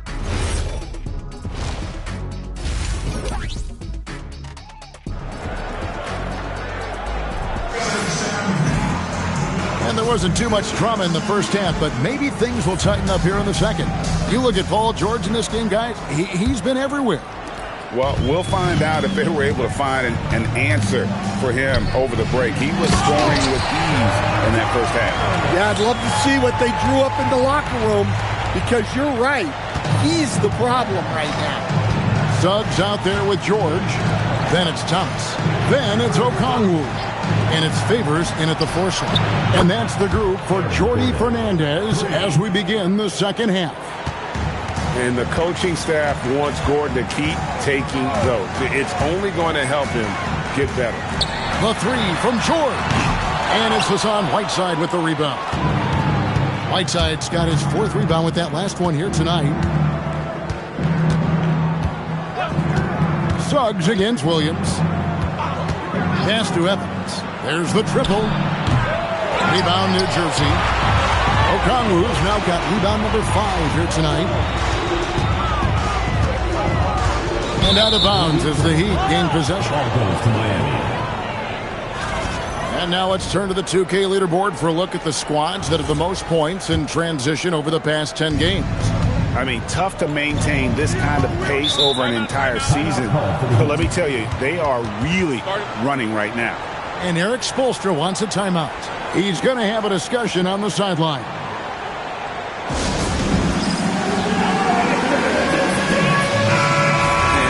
Some of the numbers here for Okongwu. How's this season turning out for him? And don't forget, top 20 in the league in rebounds per game. He's got a great nose for the ball. And his ability to patrol the lane is a difference maker for that team. Exceptional timing and anticipation. That's why he's a top 10 shot blocker. And watching Evans there knock down the triple has the ability to be a dangerous outside scorer when he's in rhythm. Okongwu with a screen on Williams. Suggs kicks to George. To the inside. Here's Favors. And the call on the shot sends him to the line. And with deceptive speed and a lengthy wingspan, defenders can sometimes just get stuck fouling Favors. And so Jordi Fernandez decides to call timeout. He's going to take a minute here to get things straightened out.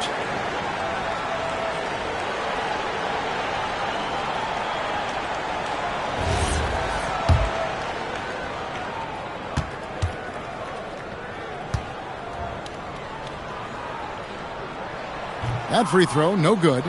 And one thing Favors always brings to the table is the threat of a double-double. Night in and night out, he makes an impact with his play inside. And here's Evans outside. Okongwu grabs the board. And so Suggs with it. He brings it up for the Nets. At one point, they led by 16. And now let's swing it over to Allie LaForce on the sideline. Thanks. Commissioner Adam Silver talked about tweaking the game. He said analytics take sports in a certain direction because it's a coach and GM's job to win, and they'll do everything they can to do so under the existing rules. It's on us to adjust because we're also looking at the aesthetic appeal of the game. Guys, back over to you. Thanks so much, Allie, for the report. Nets leading by 10. Outside, George sinks the three-pointer. George has got 12 in the game. And keep an eye out for George from deep. Tons of room to grow there. Pass to Trent. Now here's Evans. Whiteside sets the pick for Evans. Back to Trent. Fires the three. And it's Gordon missing. For New Jersey, they've gone 2 of 4 here to start the second half. Suggs passes to George. Back to Suggs. This one for 3. And it's Whiteside with the rebound. Whiteside's got 6 rebounds now in the game. Thomas with the steal. To the paint. Here's George. And George with the stuff. And George gets off the floor fast to throw that one down. What an athlete. Pass to Evans. Trent, a screen on George. And he jams it after taking the nice feed on the run. And that's a little lack of fight at the defensive end. Absolutely. At least on that slam, you're right. That's one way to let a team back in the game. Yeah, but also credit the offense there. That's making a play when you really need it, and they need more of those. Now here's Williams, following the missed shot by Onyeka Okongwu. And it's Evans missing. And guys, his shot hasn't been falling this quarter. Time to settle down, refocus, and get a really high percentage look. Now, here's Suggs. Nothing on the board. George passes to Favors. And Derek Favors with the slam. With the ability to make plays from the wing, Paul George is a complete offensive player. Pass to Trent. Whiteside sets the pick for Williams.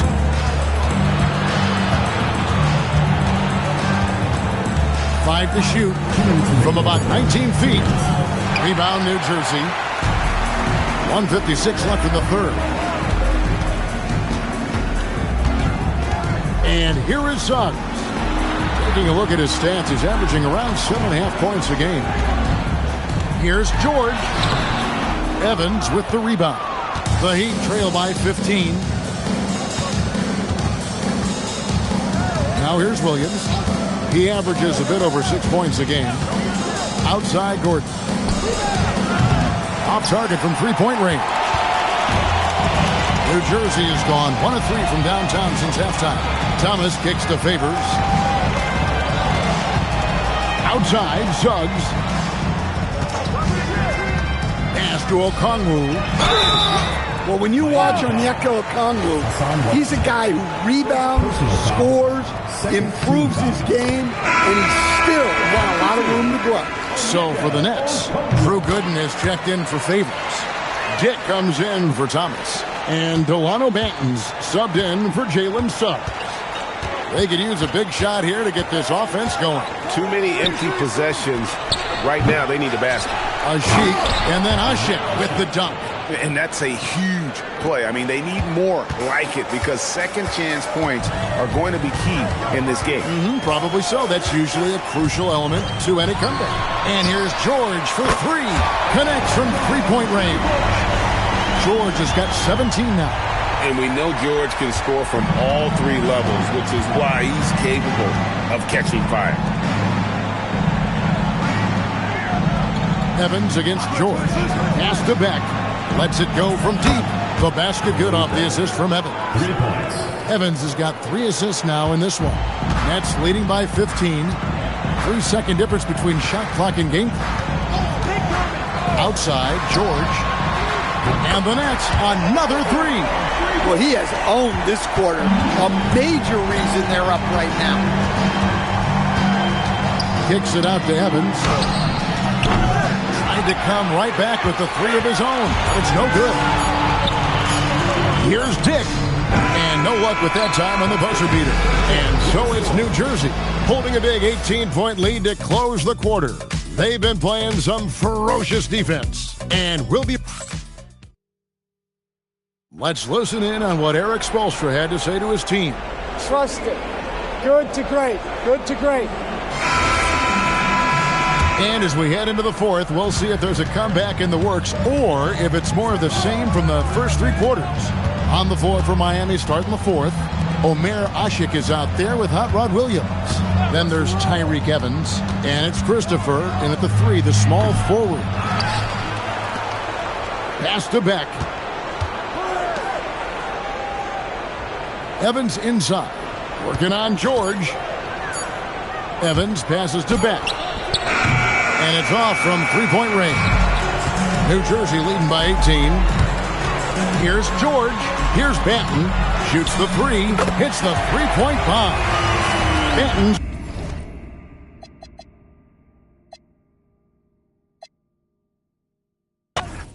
What? Pick! Screen! What's the pick? Call poster! Pick! Aldridge! Yo, PG! My board! PG! Shooter, no! Go over it! Out! Go! Timeout.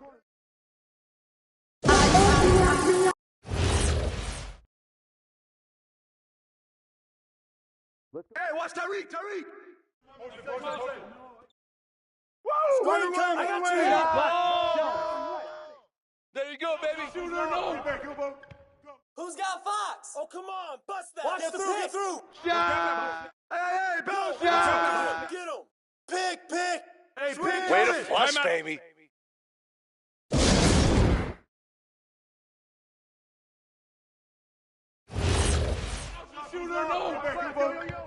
low. Get outside.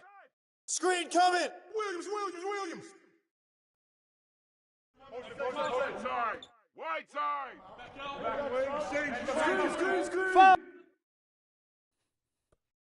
I got shooter, man. Rebound.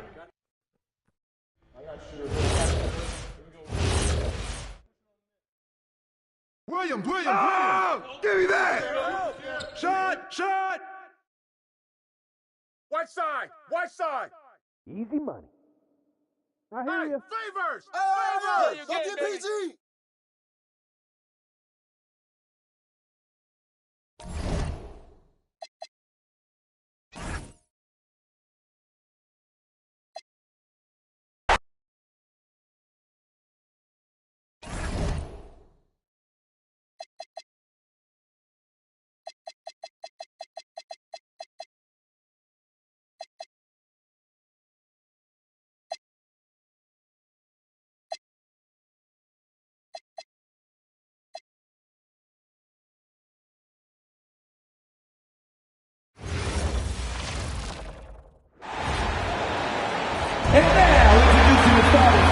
A significant amount of games behind us now. Rookies are definitely starting to feel it, Doris. I mean, at this point, it's been almost twice the amount of games they played during a college season. Very hard to prepare rookies for that first run through an NBA schedule. A look at Cleveland's opening lineup. Joel Embiid is out there with Serge Ibaka. Then it's Jackson. Then there's Scoot Henderson. And it's Childress in at the 2 spot. 4 on the clock. Johnson for 3. And the rebound goes to Cleveland. Henderson scanning the floor. Here's Childress, covered by Smith. Here's Henderson. And that one's on target from the wing. He's so quick to react. Henderson has the shot lined up before the ball even gets to him. Pass to Elliott. Outside Johnson. And here's Westbrook. The 3, Smith. And it's Childress with the rebound. Here's Jackson. It's good. Only a few seconds into the shot clock. Well, these are the plays he's looking to make every single trip up the floor. Very offensive-minded guy. Westbrook, the pass to Elliott. The 3. He buries it from 3. Well, Russell Westbrook demonstrating how talented a passer he can be. Ibaka with a screen on Smith. Henderson outside. Embiid, a screen on Westbrook. Pass to Childress. Now here's Jackson. Lets the 3 fly.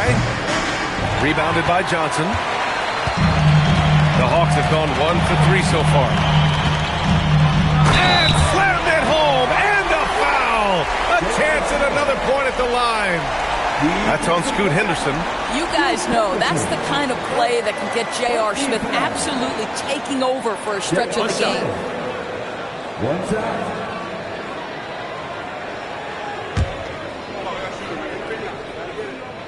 And Grant, when it comes to pure shot-making ability, scouts love Ace Bailey's natural tools.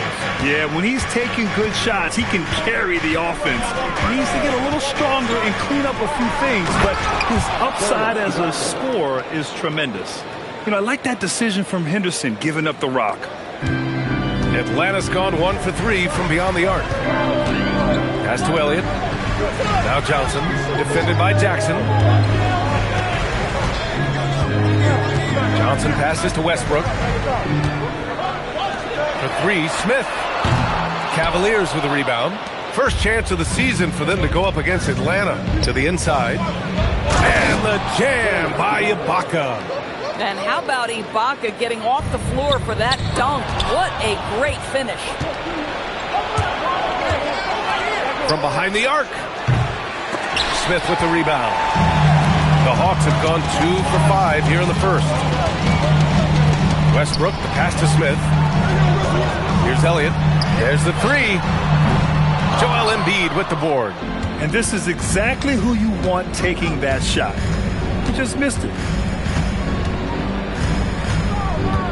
Jackson outside. Up top, Henderson. Shot clock at 6. And the layup is good. Henderson's got his second basket of the game. Yeah, so much energy when Henderson is on the floor. And here's Smith. We saw him with 19 his last time out. Johnson against Jackson. Pass to Elliott. And it's blocked by Ibaka. Great extension from Ibaka. His length always a factor. Cleveland leading by 4. Here's Childress. No points so far. Down low. Now Ibaka. The 3 is up. Drops in the 3. Nice to see that Ibaka has added the three-point shot to his arsenal. You have now got to get a hand up on him when he's beyond the arc. And so the timeout by Quinn Snyder here. He's going to take a moment to give him a breather and talk things over. And how about we check the numbers for him? And his effective field goal percentage isn't in the best place right now. Over the last 5 games, he hasn't had much shot discipline.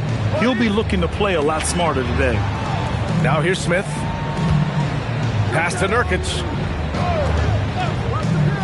Good ball movement here by Atlanta. Westbrook outside. And here's Johnson. Defended by Jackson. Shot by Nurkic. No good. And here comes Cleveland. 9 points in a row. A good run going. Embiid. And Embiid throws it down. And that's the hunger that Embiid plays with. He just gobbles up the miss and goes back up for the score. Pass to Blair. Now Johnson. 1:49 left in the first quarter of the game. Smith passes to Westbrook. And Atlanta misses again. The Cavaliers lead by 9. Jackson on the wing, covered by Johnson. And Embiid throws it down. They've controlled the paint so far. That's been the difference. I know it's early, but you have got to like the dominance down low. Right now, they are playing bully basketball. And so the timeout by Quinn Snyder here. He might have seen something and needs to review with his guys. All right, let's have a look at which team scored the most second chance points in the second half of the season. The Cavaliers, number 1. This team knows how to get it done on the offensive glass. And ever since the break, they've been putting in work and collecting a nice pile of second chance buckets.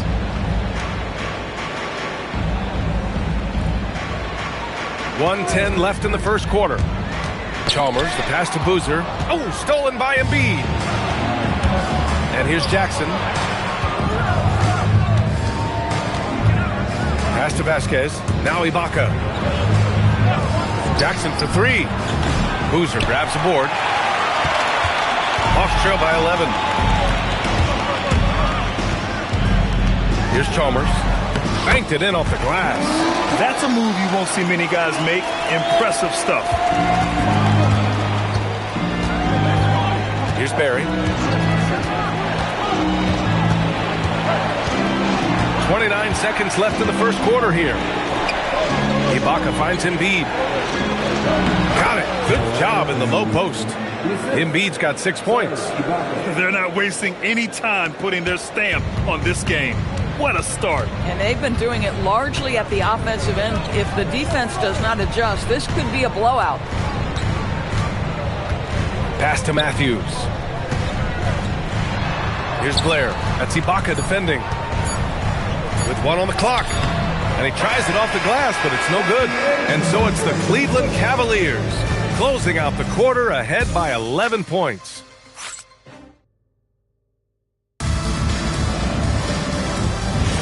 And so far through one quarter, it's been a lopsided game. We'll see if that changes here in the second. And guys, the Cavaliers enjoying a nice lead here. Well, they came out with a physical presence and made rebounding a priority. I think it's why they hold the lead here early, because they're controlling the flow of the game with those second chance opportunities.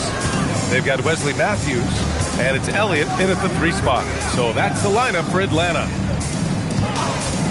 From outside the arc, Coswell grabs the miss. The Cavaliers lead by 13. Here's Rakasner. Pass to Barry. There's the steal. Here's Matthews. And he makes it on the layup. How about the unreal handles for Wes Matthews going to work and putting on a show? Here's Barry. And we played just over a minute of basketball in the second quarter. Oh, they pick off the pass. And a fast break now for Atlanta. Oh, they get a hand on it. Here's Rakasner. Yet to see a basket. And it goes. As the official calls the foul, count it, and he'll shoot one more at the line. And taking a quick look here at the hustle stats for the Cavaliers. I must say their defensive intensity has been impressive so far, really making it hard for the offense to hold on to the ball. You know, also, they've been incredible on the fast break, taking those chances, playing with great pace. Here's Elliott. That one falls. His second make in 5 attempts. An aggressive move, takes it strong, and there's no help defensively. Here's Barry. In his last outing, 8 points for him. And a fast break now for the Hawks. Here's Azubuike. And the rebound goes to Cleveland. Embiid's got his 7th rebound of the game with that last one. Pass to Childress. Here's Barry. Embiid with it. He's got 6. Embiid, too easy. Yeah, getting aggressive in the paint. Look at Joel putting his size to work. All right, for those just joining us, we're almost 2.5 minutes into the second. Elliott passes to Matthews. They set a pick. 6 on the shot clock. 3-pointer off the mark. Cleveland leading by 14. Here's Barry. Henderson outside.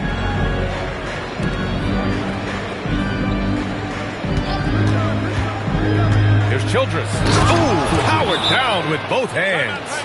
And just a great screen. And they got a high-powered finish out of it.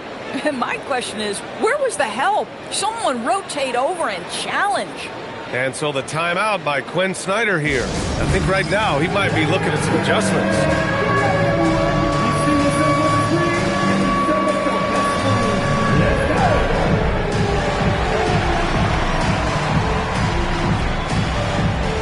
Both teams deciding to change it up. And Grant, in recent years, we've seen the pace of the NBA game increasing. Yeah, it stagnated in the 90s, but it is back. We're still not at the frenetic pace of the 1960s when we'd see over 120 possessions a game. But the efficiency is at an all-time high. Pass to Westbrook. For 3, Smith. And that one comes off the assist by Westbrook. Smith's got 6. Oh, JR has no problem drilling a shot from that kind of range. Let's check in with our reporter, Allie LaForce. Hey, guys. Zach LaVine is becoming a more rugged defender. He said, it takes a toll. I've always been in great shape, but you have to be strong, too. The mental side of it, digging deep and figuring out how to get it done and how much you want it. Now, I like taking on those challenges. Guys, back to you. Making the commitment. All right, Allie, appreciate the report. Beyond the arc. It's rebounded by Cleveland. At one point, they led by 16. I'll tell you what, they've rebounded the ball tremendously well. Jackson, he's checked in for Cleveland. The Cavaliers lead by 13. Here's Childress. Pass to Henderson. Fires from deep. Rebounded by Nurkic. Henderson against Westbrook. Here's Elliott. Good ball movement here by Atlanta. Westbrook can't hit. And here's Henderson. He'll bring it up for Cleveland. Next up, the Knicks in New York. That'll be the back end of a 3-game road trip. Yeah, great find right there by Henderson. He is such a gifted facilitator. Pass to Elliott. 3-pointer. The rebound by Jackson. The Cavaliers have gotten 5 of 7 shots to go in the second. Childers passes to Henderson. To the middle. And there's Embiid. That one's good. And the assist by Ibaka. Embiid's got 4 points now in the quarter. Hawks trail by 17. Here's Ibaka. Can't get it to fall. Atlanta's gone just 1 of 6 from the perimeter here in the second. Pass to Elliott. Fires the 3. And it's blocked by Ibaka. Boy, still a dependable shot blocker. That is what got Serge Ibaka playing time at the beginning of his career. Nice. And the defense has no one to blame but themselves. I mean, they just let him get right to the rim. To me, this is simply stated been a complete lack of defensive attention and focus all night long. Pass to Elliott. Back to Johnson. Now here's Smith. Oh, the Hawks again cannot hit it. You have to credit their effort. I mean, they've done an amazing job on the glass. Jackson, the pass to Embiid, and it's good for 2. And 12 points for Joel Embiid. The D hasn't been quick enough to react to the ball inside. That's helped cause this run. They've been having major problems offensively. Definitely in a bit of a dry spell. Jackson against Johnson. Pass to Westbrook. Right wing. The 3, Smith. And the rebound goes to the Cavaliers. Embiid's got rebound number 10 tonight with that last one. 9 seconds separating the shot clock and game clock. And down it goes. 2 points. And they're really rolling right now. That lead keeps getting bigger and bigger. And one of the things that's helped that is they're getting it done on both ends. Terrific focus on offense, and they're locked in defensively.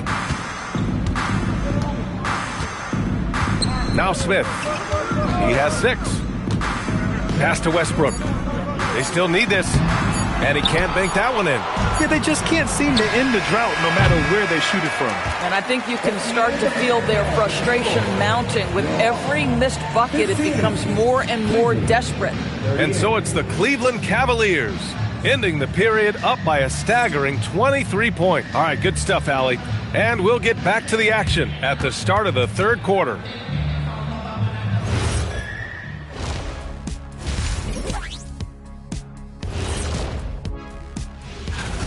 You look at Cleveland. They haven't played up to their standards. Last year, they were an elite team. They need to find that mojo. And getting back to our current contest, very impressive first half performance for the Cavaliers. And that's a wrap on halftime.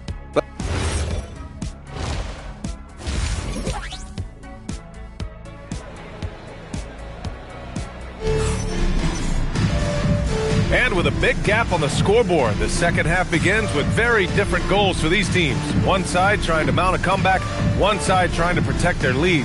What else can you say? Joel Embiid, an impressive effort here today. And just halfway through this contest, he's already registered a double-double. That takes a level of aggression and a level of focus, and he has brought it all night thus far. On the court right now for Cleveland, Serge Ibaka is out there with Jackson. Then it's Henderson. Then it's Joel Embiid. And it's Childress in at the 2.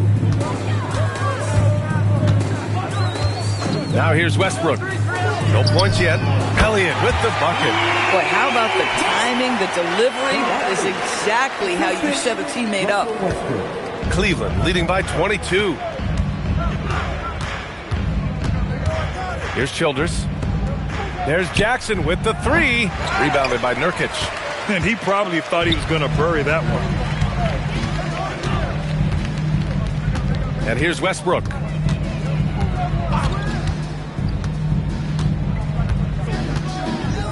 Pass to Nurkic. Just 5 on the clock. Here's Smith. Money on the 19-footer. Smith's gotten his 3rd basket of the night. And really, Smith is always looking to fire as soon as he touches the ball. The D has to be more aware of that quick trigger. And a look now at the breakdown between 3s and 2s for the Hawks. Ibaka with a screen on Westbrook. It's stolen by Nurkic. Up top, Smith. Give him 8. Pass to Elliott. Johnson against Jackson. Good ball movement here by Atlanta. Just 5 to shoot. Nurkic passes to Smith. And the 3 off target. And so Jackson Jr. will bring it up for the Cavaliers. Here's Embiid. No luck on that one. Nurkic with some nice D. Hawks trail by 20. Smith outside. Pass to Johnson. Picked by Smith. And here's Westbrook. Here's Johnson. Takes the 3. That one is off. Nurkic against Henderson. Inside. Now here's Ibaka to win the drought. Rebounded by Nurkic. Nurkic has got 5 rebounds in the game. This is frustrating. You come out to start the second half, you've made 1 of your first 4 shots. And they're up considerably because of their efforts on the glass. Henderson, the pass to Childress. Back to Henderson. Launches a 3. The rebound by Atlanta. Nurkic has got 6 rebounds now in the game. This certainly isn't how they wanted to start this half. I mean, just 1 for 5 coming out of the break. That is brutal. Outside Johnson. Smith right side. That's good. And so Westbrook with the assist. Westbrook's got 4 assists in the game. They're improving, but still find themselves behind. Yeah, but this run started with tighter execution at both ends, and that'll need to be maintained for them to have a chance to take the lead. That's not a bad shot, but this isn't really his shot.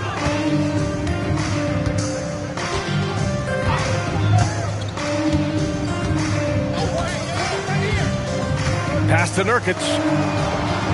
Here's Smith. Nurkic passes to Westbrook over Henderson, and it's Childress with the rebound. Well, this guy typically a nice touch from mid-range, but obviously can't make them all. Here's Ibaka, and they're going to count that bucket, and they'll send him to the line. It could be a 3-point play. Boy, he's been so efficient in this one. That helps your team in so many ways when you can put it in the basket. Hawks trail by 20.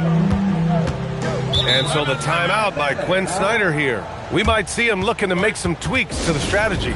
Protecting the rim has to be their top objective right now. And the question they're going to have to answer to me is it a problem with the scheme or is it a problem with matchups? Here's Westbrook. Still no points. Pass to Smith. Here's the 3. No luck on that one. The Cavaliers lead by 20. Jackson, the pass to Childress. To the paint. Here's Malone. Johnson with the defensive effort. That's the shot you hope for. Right at the rim. Just couldn't capitalize. Oh, got that bucket in no time at all. Elliott's got 10 points. Strong performance from him, but he may need to do even more if they're going to win this game. Ibaka with a screen on Smith. Henderson outside. Pass to Malone. 2 minutes remaining in the third. The rebound by the Hawks. 1:57 left in the third. Here's Elliott. Here's Johnson. And it's blocked by Ibaka. They recover it. Clock at 6. The shot by Johnson, no good. Well, it's a make-or-miss league. Sometimes the Jays just don't fall. It wasn't a bad shot. And Malone gets it to go. And a closer look here at the hustle stats for the Cavaliers. Yeah, they've done a great job of challenging every shot they can. Their totals in the block column are a result of that aggression. They've also been scoring on the break. With how difficult it is to get buckets in the half court, anytime you can push the ball in transition for easy ones, that's big time. The Cavaliers lead by 20. Here's Henderson. Pass to Childress. Takes a 3. Elliott clears away. And I'm surprised that didn't go down. I mean, I'm sure he is too. Boy, they'd love if anyone could get a bucket. Yeah, their offense has been grinding to a halt. He's been just a little off the mark tonight. Really the story of the game so far. Boy, you love how Ibaka gets a little nasty down on the block. Excellent at putting the defense in a tough spot. And he's gone 1 for 1 in the game so far at the line. And it's a completely new group for Atlanta. And Cleveland making a change here. 32 seconds left in the third. Matthews misses. Most defenses want to protect the paint first. Great job there. And then Embiid with the dunk. Yeah, good things happen when Embiid has the ball in his hands. I mean, this guy can do it all. Here's Chalmers. Pass to Matthews. Here's Blair. That's Ibaka defending. Here's Matthews. Off the mark there with a 3. And as we conclude the third, pretty much a blowout here. It's been a one-sided affair. Cleveland on top, running away with this one. And fourth quarter basketball. And let's take this opportunity to show you our State Farm assist of the game. You talk about painting a magnificent picture with that dive. Just a great decision and a perfect.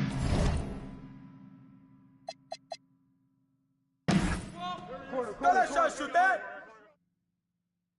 Oh, come on.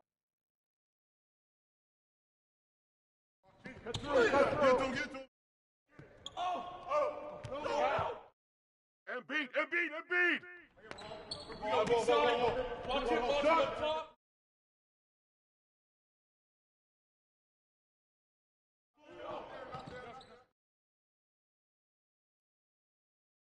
Hey, Embiid.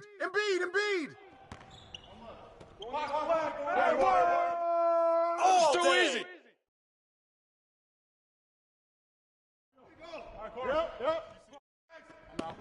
Blair.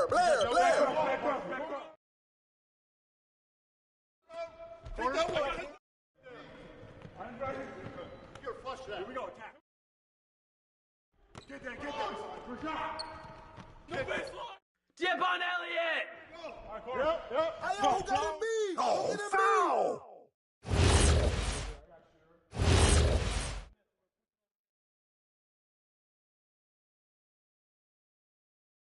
Gotta be a playmaker. Help. Shooting scam. Box.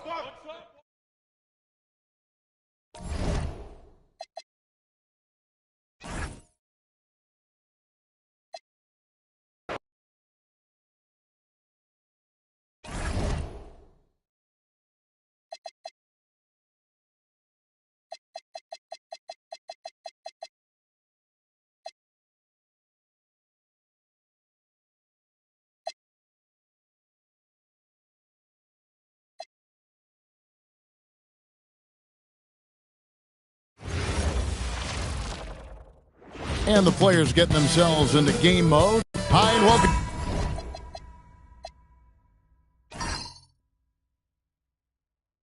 Everyone here on 2K Sports. Can't wait to get some NBA action going. I'm Kevin Harlan. With me tonight, it's Greg Anthony and Clark Kellogg. Allie LaForce will be bringing us updates from the sidelines. Now let's take a look at the Nuggets opening lineup. They've got Tracy McGrady. Ewing is out there with McDyess, and it's Wall, and it's Avdia in at the small forward position. And the dunk by McDyess. Yeah, no one throws it down as hard as McDyess. He lives for those dunks, and he never passes up the chance to make a statement. Now, here's Stewart, and it goes out of bounds. Last touch by Stewart. With the season winding down, GA, what's key for a long playoff run, do you think? Kevin, one thing is health, right? When you look back at past NBA champions, lots of times it's the teams that were able to survive the year without any major injuries. Here is Wall. Last game we saw him score 32. Down to 5 on the shot clock. Ewing, a screen on Teague. They get it back. And contact on the shot, so he'll be shooting free throws here. Yeah, you know, it's never easy trying to defend Ewing inside, which is why he gets fouled. This is his first chance at the line tonight. Numbers this year at the line below 70, so when he's getting to the line, not nearly as effective as you'd like. Guys, I think free throw shooting is all about rhythm and confidence, and he hasn't been able to establish any rhythm there this season. Abdi on the wing. Defended by Hayward. And Wall kicks to McGrady. Inside, stolen by Ratliff. McGrady against Williams. Pass to Teague. Doesn't get it to drop for him. Wall with some nice D. Now, Avdia. Back to Wall. Stolen by Ratliff. And now the 76ers on the break. It's tipped. All with it. Now defended by Hayward. Wall looking for an opening. Pass to McGrady. Wall against Ratliff. Just 5 on the clock. Wall dishes to McDyess. That one good for 2. McDyess has got his second bucket of the night. McDyess so strong around the basket, putting the power in power forward. Stewart, a screen for Teague. Hayward outside. That's good, and so Teague with the assist. And that's exactly what he's looking for, draining the triple. Down low. McGrady outside. Hayward against Avdia.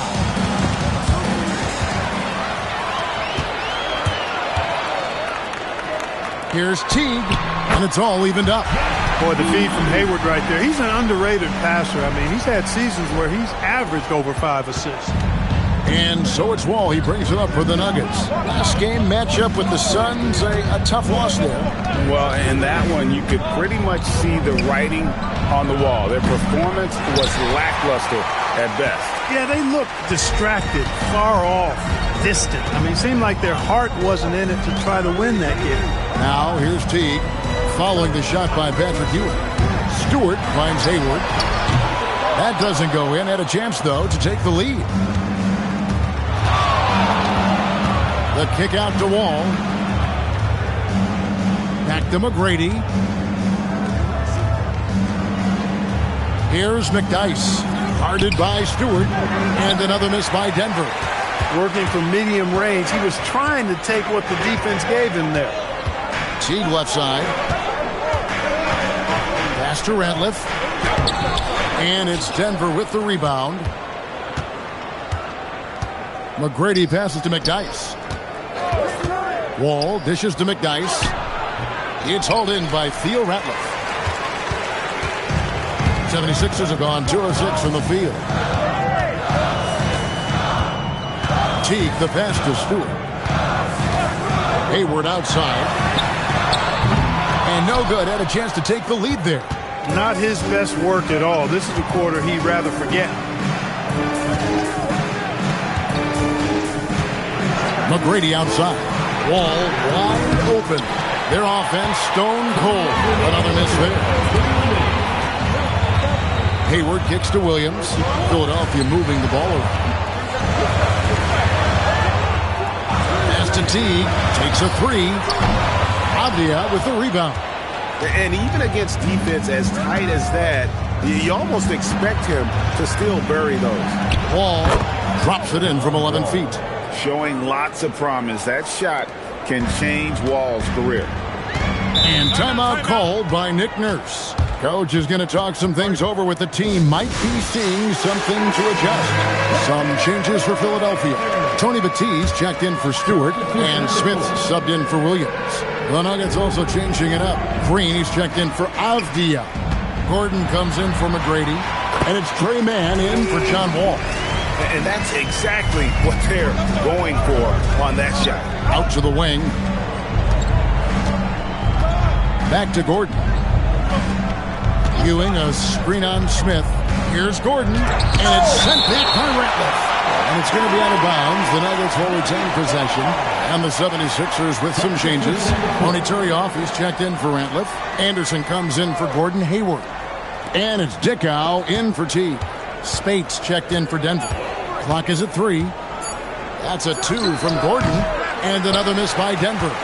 They've been beating them to a lot of those loose balls and rebounds here to start. Yeah, the half and half balls are going their way, and that's really a function of effort and intensity. You know, the ball doesn't discriminate. Whoever goes and gets it, that's who owns it. And it just seems that every pass they make is leading to a score. Just great ball movement. Outside Gordon. McDyess, a screen. Gordon goes in. Nice work to get it inside and draw the contact. Exactly. The defense determined not to allow the easy layup right there. They'll settle for making him earn the free throw. Both good from the line that time. Just solid. Really one of the very best there is at the free throw line. 3-second difference between shot clock and game clock. Pass to Turioff. Smith outside. To the paint. Petit can't hit. On the wing, man. And the last second attempt does not go in for him. And a closely contested grit and grind first quarter comes to a...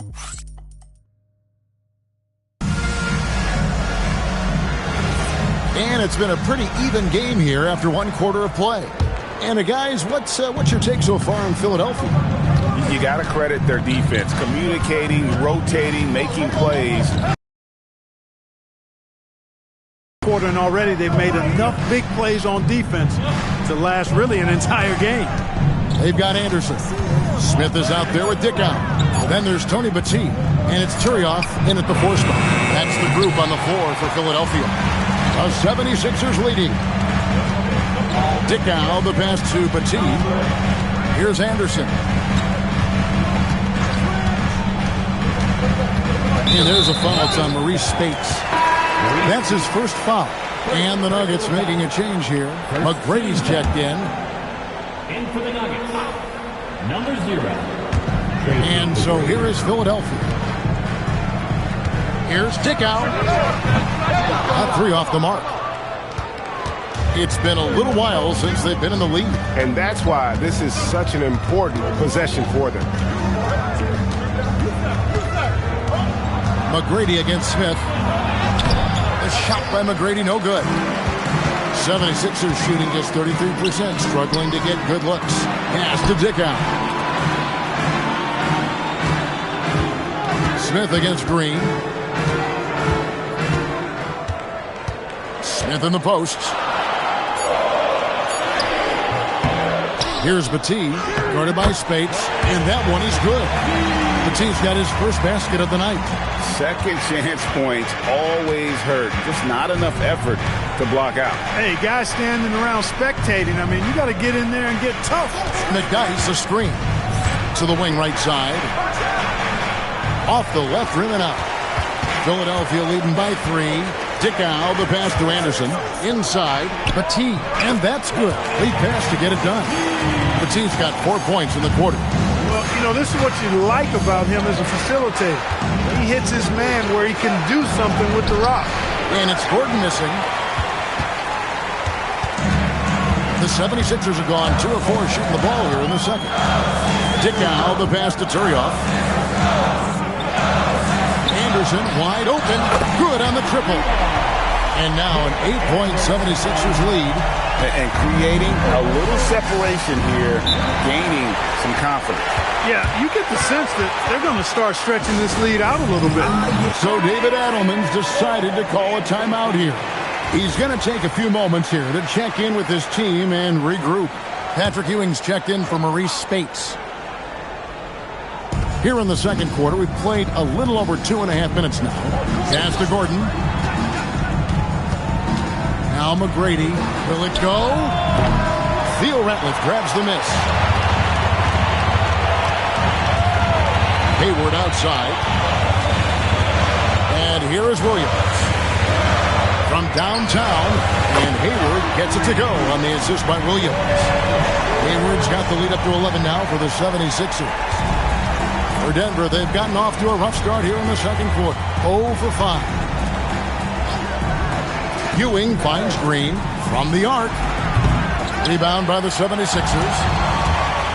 Ratliff's got 4 rebounds in this game. I'd love to see them impose themselves a little more on the backboard. That's a great way to find confidence. Always a surefire way to get back in the game. Well, guys, they need to do something to reduce this deficit. We'll see if that's the answer. Now, here's Green. Still yet to score. 4 on the clock. Here's McGrady, and it's sent back by Ratliff. Williams against Hewitt. Williams dishes to Smith. Pass to Stewart. A shot by Hayward, wide open. The 76ers, another 3. And breakdown here, guys, the hustle stats for the 76ers. They've not been passive at all on defense early on. Challenging shots, and it's resulted in a number of blocks. And they've also been pressuring the ball tonight. You don't get this many steals without making an effort there. Teague, he's checked in for Smith. The Nuggets also changing it up. Trevor Booker, he's checked in now for McDyess. And John Wall sub in for Gerald Green. To the inside. Here's Stewart, and the dunk by Stewart. Well-rounded effort, and they show no signs of letting up. Almost no holes in their performance tonight. They've been tremendous. Right now, let's take a moment here to catch up with Allie LaForce on the sideline. Hey, Kevin. The NBA studies other leagues. Commissioner Adam Silver said, I'm a fan of what baseball did with the pitch clock and the size of bases, increasing the engagement and the entertainment value of the game. If they're able to make changes, certainly we shouldn't be afraid to do the same. Kevin? Some forward thinking. Allie, we thank you very much. Here's Teague, rejected by Booker. Wall passes to McGrady. Gordon against Williams. Pass to Wall. McGrady left side. Over Hayward. A shot by McGrady, no good. And he's really trying to get them back into it, but the results just have not been there. Now, here's Stewart. He's guarded by Ewing, and the basket is good. When you allow good scorers to get uncontested shots at the rim, no wonder you're losing. You know, he should be getting extra attention from the defense, not less. Now, here's Gordon. Right side Wall. And it's sent back by Ratliff. And they're able to recover. Here's McGrady. Misses the 3. And he used the pump fake well there, but he couldn't capitalize. Williams kicks to Teague. Hayward right side. The tray. Up again. It's good on the putback. And the 76ers lead by 20. It really turned it around here in the second quarter after shooting less than 40% from the field in the first. Gordon outside, and it's Philadelphia with the rebound. Hayward outside. Pass to Stewart. Now here's Ratliff. Out to Hayward. Got it up. And he was able to put it up in time, but doesn't fall. And so it's Philadelphia closing out the quarter with terrific Allie. Thank you. And we'll be back after halftime for the start of the third quarter.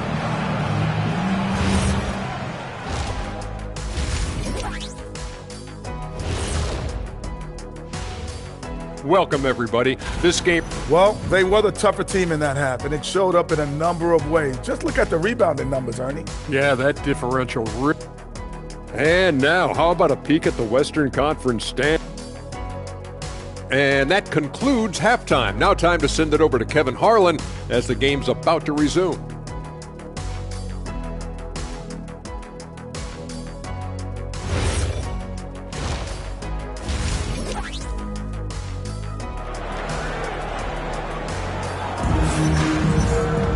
And with the second half upon us, we'll find out if this game becomes the rout that it's threatening to be. Gordon Hayward with another strong contribution so far in this one. Yeah, he's just been raining down on him from deep here. Talk about dialed in. Well, you know, the stroke looks fantastic. Even when he's had a hand in his face, it hasn't affected him at all. Second half is underway, and here's who David Adelman's got on the floor. All out there with Tracy McGrady. Then there's McDice. Then it's Avdia. And it's Ewing in at the center, locking down the middle. And Patrick Ewing with the slam. Well, it's always good to see big guys like Ewing aggressively and forcefully take it to the rim and throw it down. Teague feeling it out a bit. It's rebounded by Ewing. Ewing's got his 6th rebound on the night. McGrady passes to Wall. It's deflected. And a minute played as the second half gets going. Williams kicks to Hayward. Good ball movement here by the 76ers. Teague for 3. McDice grabs the board. Look, bad shooting nights happen to everybody. He's just got to feel fortunate that his teammates have picked up the slack for him. Hits it from 3-point range. Greg, you think about the value of those sage veterans on a team, guys that been around the block, played a lot of years. Why are they so important? Well, a lot of times they'll echo the message of the head coach. And I tell you what, it's also, as a coach, you love having those veteran players because you can trust what they're going to do on the floor. That consistency is really important, not just for the coaches, but the teammates. Not the start you want coming out of the locker room, missing 3 straight like that. McDice dishes to McGrady. Pass to McDice. Over to the left wing. And it's Wall. That time the assist by McGrady. Wall's got his 2nd bucket tonight.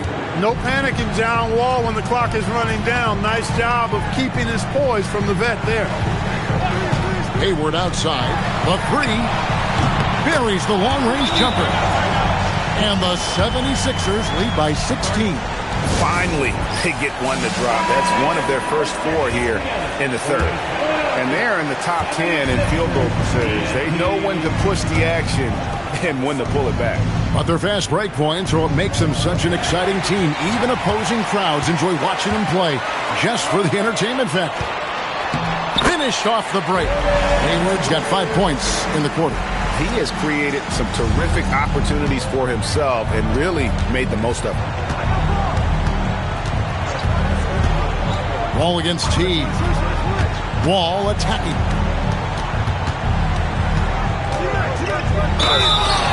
So a moment now to see the story for John Wall. Well, as usual, a lot of offense in the NBA is being generated from the small forward position this season. Here are the league's best at that position. The 4th spot held by Gordon Hayward. I mean, tremendously gifted athletically. I mean, we're used to seeing that at that spot on the floor, and they pretty much all give astonishing individual performances on any given night. Well, we know the small forward spot is where the bulk of the scoring load rests on most teams. I mean, those players on that list always come through in the scoring department. These guys pack a lot of firepower. And that one's good. McGrady. McGrady's got his first bucket of the game, and he's on the board for 3. Everything working for him out of the half as they've hit 4 of their first 5 shots. 3-pointer, Hayward, basket made. That gives him 7 field goals and 13 tries. He's really picked up where he left off in the first. Wall passes to McGrady. That's a screen for Wall. To the middle. Ewing's shot is good. Ewing's got 8 points. Wall doing a nice job orchestrating there, putting the defense in a no-win situation. And Teague's got the ball here for the 76ers. They led the game at 1 point by 20. Now, here's Stewart. Hayward outside. Stewart with the screen on Avdia. Here's Hayward. The shot comes out. Avdia with a defensive effort. Outside, Wall to the paint. Gordon Hayward comes up with the rebound. The 76ers leading by 15 to the inside. Stewart shooting foul as the whistle blows. He'll shoot 2 free throws. It's going to be on Antonio McDice. All right, we'll take a look now at how the points have been generated so far. A scoring breakdown for the 76ers. Well, they've been tremendous, I think, when it comes to sharing the basketball. Getting guys involved on the plays and creating offensive opportunities for everybody. Equal opportunity offense is fun to watch. And another thing they've been doing all game long is knocking down the three. Shooting has been a big part of their game plan tonight. There are some who will say, GA, there are too many threes being taken in today's NBA. What are your thoughts on that? Hey, if we're cutting back on something, how about free throw? The three-point shootout is arguably the best part of All-Star Saturday, but nobody wants to watch a free throw contest. The Nuggets shooting their 7th and 8th free throw attempts for the game right here. Ewing is a dominant force. His combination of size and skill can literally carry a team. The 76ers making a switch here. Batiste checked in. Here's Stewart.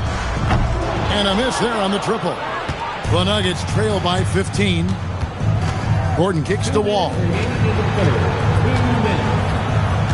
Inside. Stolen. Wall against Teague. Back to Williams. Smith outside. Teague with a clean look. The 76ers again can't hit it. Denver's gone 2 of 2 from long range in the third quarter so far. Yep, it counts. Avdia's got 5 points now in the quarter. Nice job creating for the easy deuce. Batiste dishes to Teague. Into the lane. Here's Batiste. Pass to Smith. Right side Teague. There's the three. Gets the three-pointer to fall. Teague's got his second bucket of the night. Teague, any room to get that shot off, and he's going to take it and make it. He's a capable three-point shooter. Now McDyess. And here's Wall outside. Cans it from downtown. Wall's got 7 points in the game. And an eye for an eye. Both teams working to stretch the floor. Nothing like answering back. One team gets 3, you fire 3 of your own. Boom. Now here's Teague. 5 points in the game. That doesn't go in either for Teague. And he's been way off the mark this quarter. It's been ugly. Wall against Smith. Ewing sends a screen for Wall. He can't get it to go. Excellent D there from Williams. Here's Teague. And the last shot at the buzzer doesn't go in for him. So it's Gordon Hayward making things happen for the 70s. And how about a look now at our assist of the game? Brought to you by State Farm. And the winner today, the big fella here with the sweetest of dimes. What a plus it is to have a post player who's got this ability to find. Boy, that's a nice asset to have. It's a huge boost to any offense, too. It adds a whole nother dimension when you've got a big guy that can pass. And with the fourth quarter upon us, time is running out for this game to become competitive. Tony Batiste is out there with Turian. Then there's Anderson. And it's Smith, and it's Hayward in at the small forward. That's the group on the floor for Philadelphia. Here is Anderson. Patrick Ewing picking up that last basket. No one near Smith as he lets it go. And the three ball is good. And the 76ers lead by 14. Anderson against Gordon. At the elbow, Ewing gets it to drop, and now he's shooting at a 5-for-8 clip. You know, he was a non-factor in that first half, but now he's making up for lost time. Anderson passes to Turioff. Three-pointer. Hayward knocks down the three ball. Hayward's got 22. Boy, it's really good to see Hayward having a big night. He's had a long road back since that horrific leg injury, and he's locked in tonight. Back to Gordon. Green inside the three-point line. Hayward with some nice D. And guys, not sure where his head was on that shot. Not what this offense was designed to create. Not at all. I mean, that's where they want him looking for a teammate, not trying to do it on his own. He needs to share the wealth there. Now, here is Smith. Here's Batiste, guarded by Spates. Three-pointer. Hayward buries it from three-point range. He's got 25. 12 straight points off of three-pointers, and the D looks shell-shocked. And guys, now that they're rolling from out there, the defense has to really get up into them. You've got to almost be in their jerseys to try to deny those looks. Theo Ratliff, he's just checked in for the 76ers. Javier checked in for Denver. Trey Mann comes in for Gordon. Pass to Mann. And here is McGrady, covered by Smith. Mann passes to Green. 6 to shoot. Ewing, a screen on Smith. And Patrick Ewing with the slam. And one reason why Ewing is not only an all-star talent, but a Hall of Fame talent. Awesome at getting to his spots and then capitalizing. Now here's Anderson. For 3, Hayward sinks the triple. Hayward's got 17 points here in the second half. So many of the plays they're running designed to create opportunities from deep. You know, that's exactly their plan here in the fourth. Work to find space behind the arc and then bury some threes. On the wing, Green. Defended by Hayward. Green kicks to McGrady. Ewing sets a screen for McGrady. Here's Avdia with 1 on the clock. And that'll be 2 free throws coming up. Officials on the call with the foul. That free throw missing. A different look for Denver. Nick Dice comes in for Green. And John Wall subbed in for Trey Mann. He hits the second from the line. Boy, is he really getting after it here in the second half, just drawing a ton of fouls. Teague the pass to Stewart. Three-pointer, Hayward. Patrick Ewing comes up with the rebound. Ewing's got rebound number 12 here already in the game. Tracy McGrady on the wing. He's guarded by Williams. McGrady dishes the Wall. Back to McGrady. McDice a screen. And it's Philadelphia with the rebound. Stewart's got his 4th rebound with that last one here tonight. And out of bounds as the Nuggets gain possession.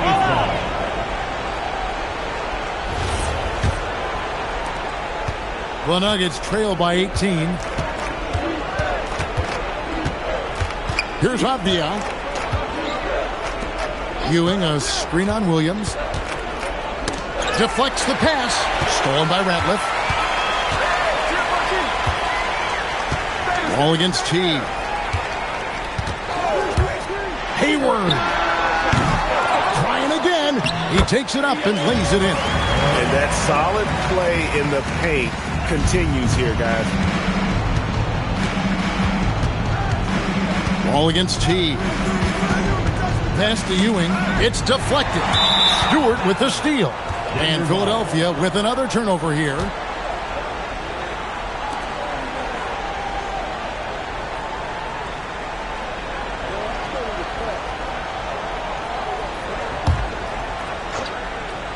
The Nuggets trail by 20. McGrady outside. Ewing, a screen on Williams. With 4 spacing so in demand, league-wide, Clark.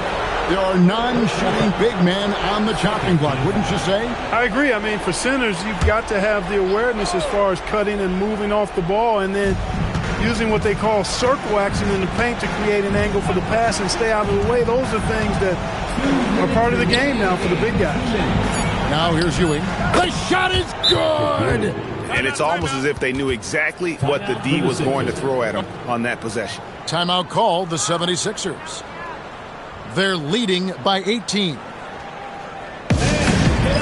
Start moving with your next time. Let's dance.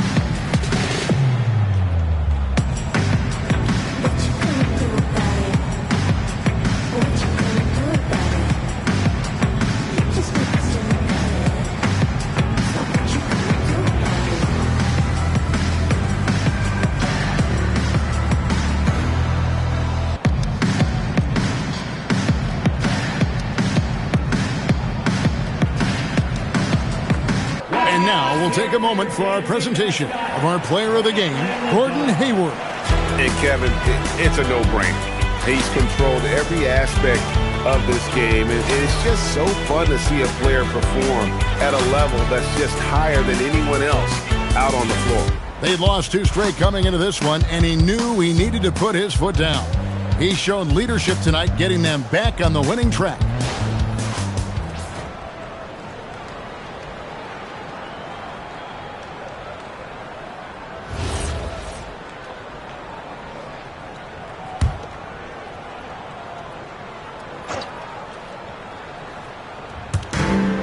All right, here's Williams. Now Stewart. Hayward fires. Can't get it to go. Surprising to see that he had so much room from mid-range. I think he was surprised too. Avdia outside. Now Wall. And there's the dunk.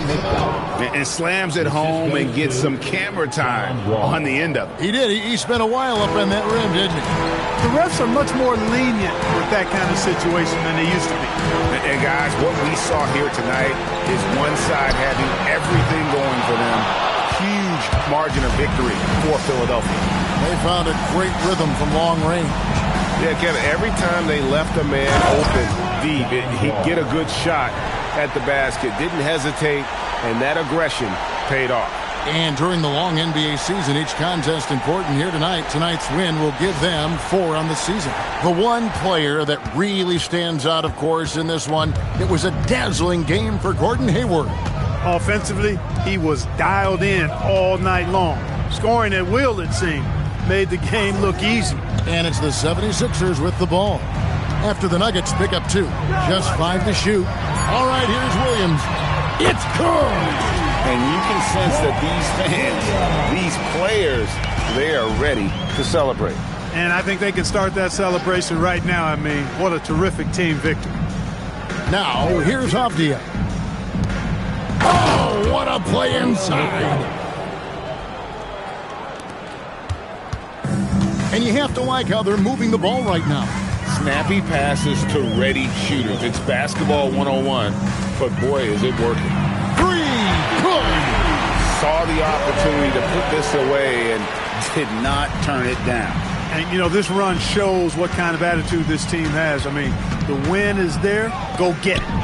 Off the glass. And that's a nice assist from Wall. Scanning the floor, just looking to find the best shot possible.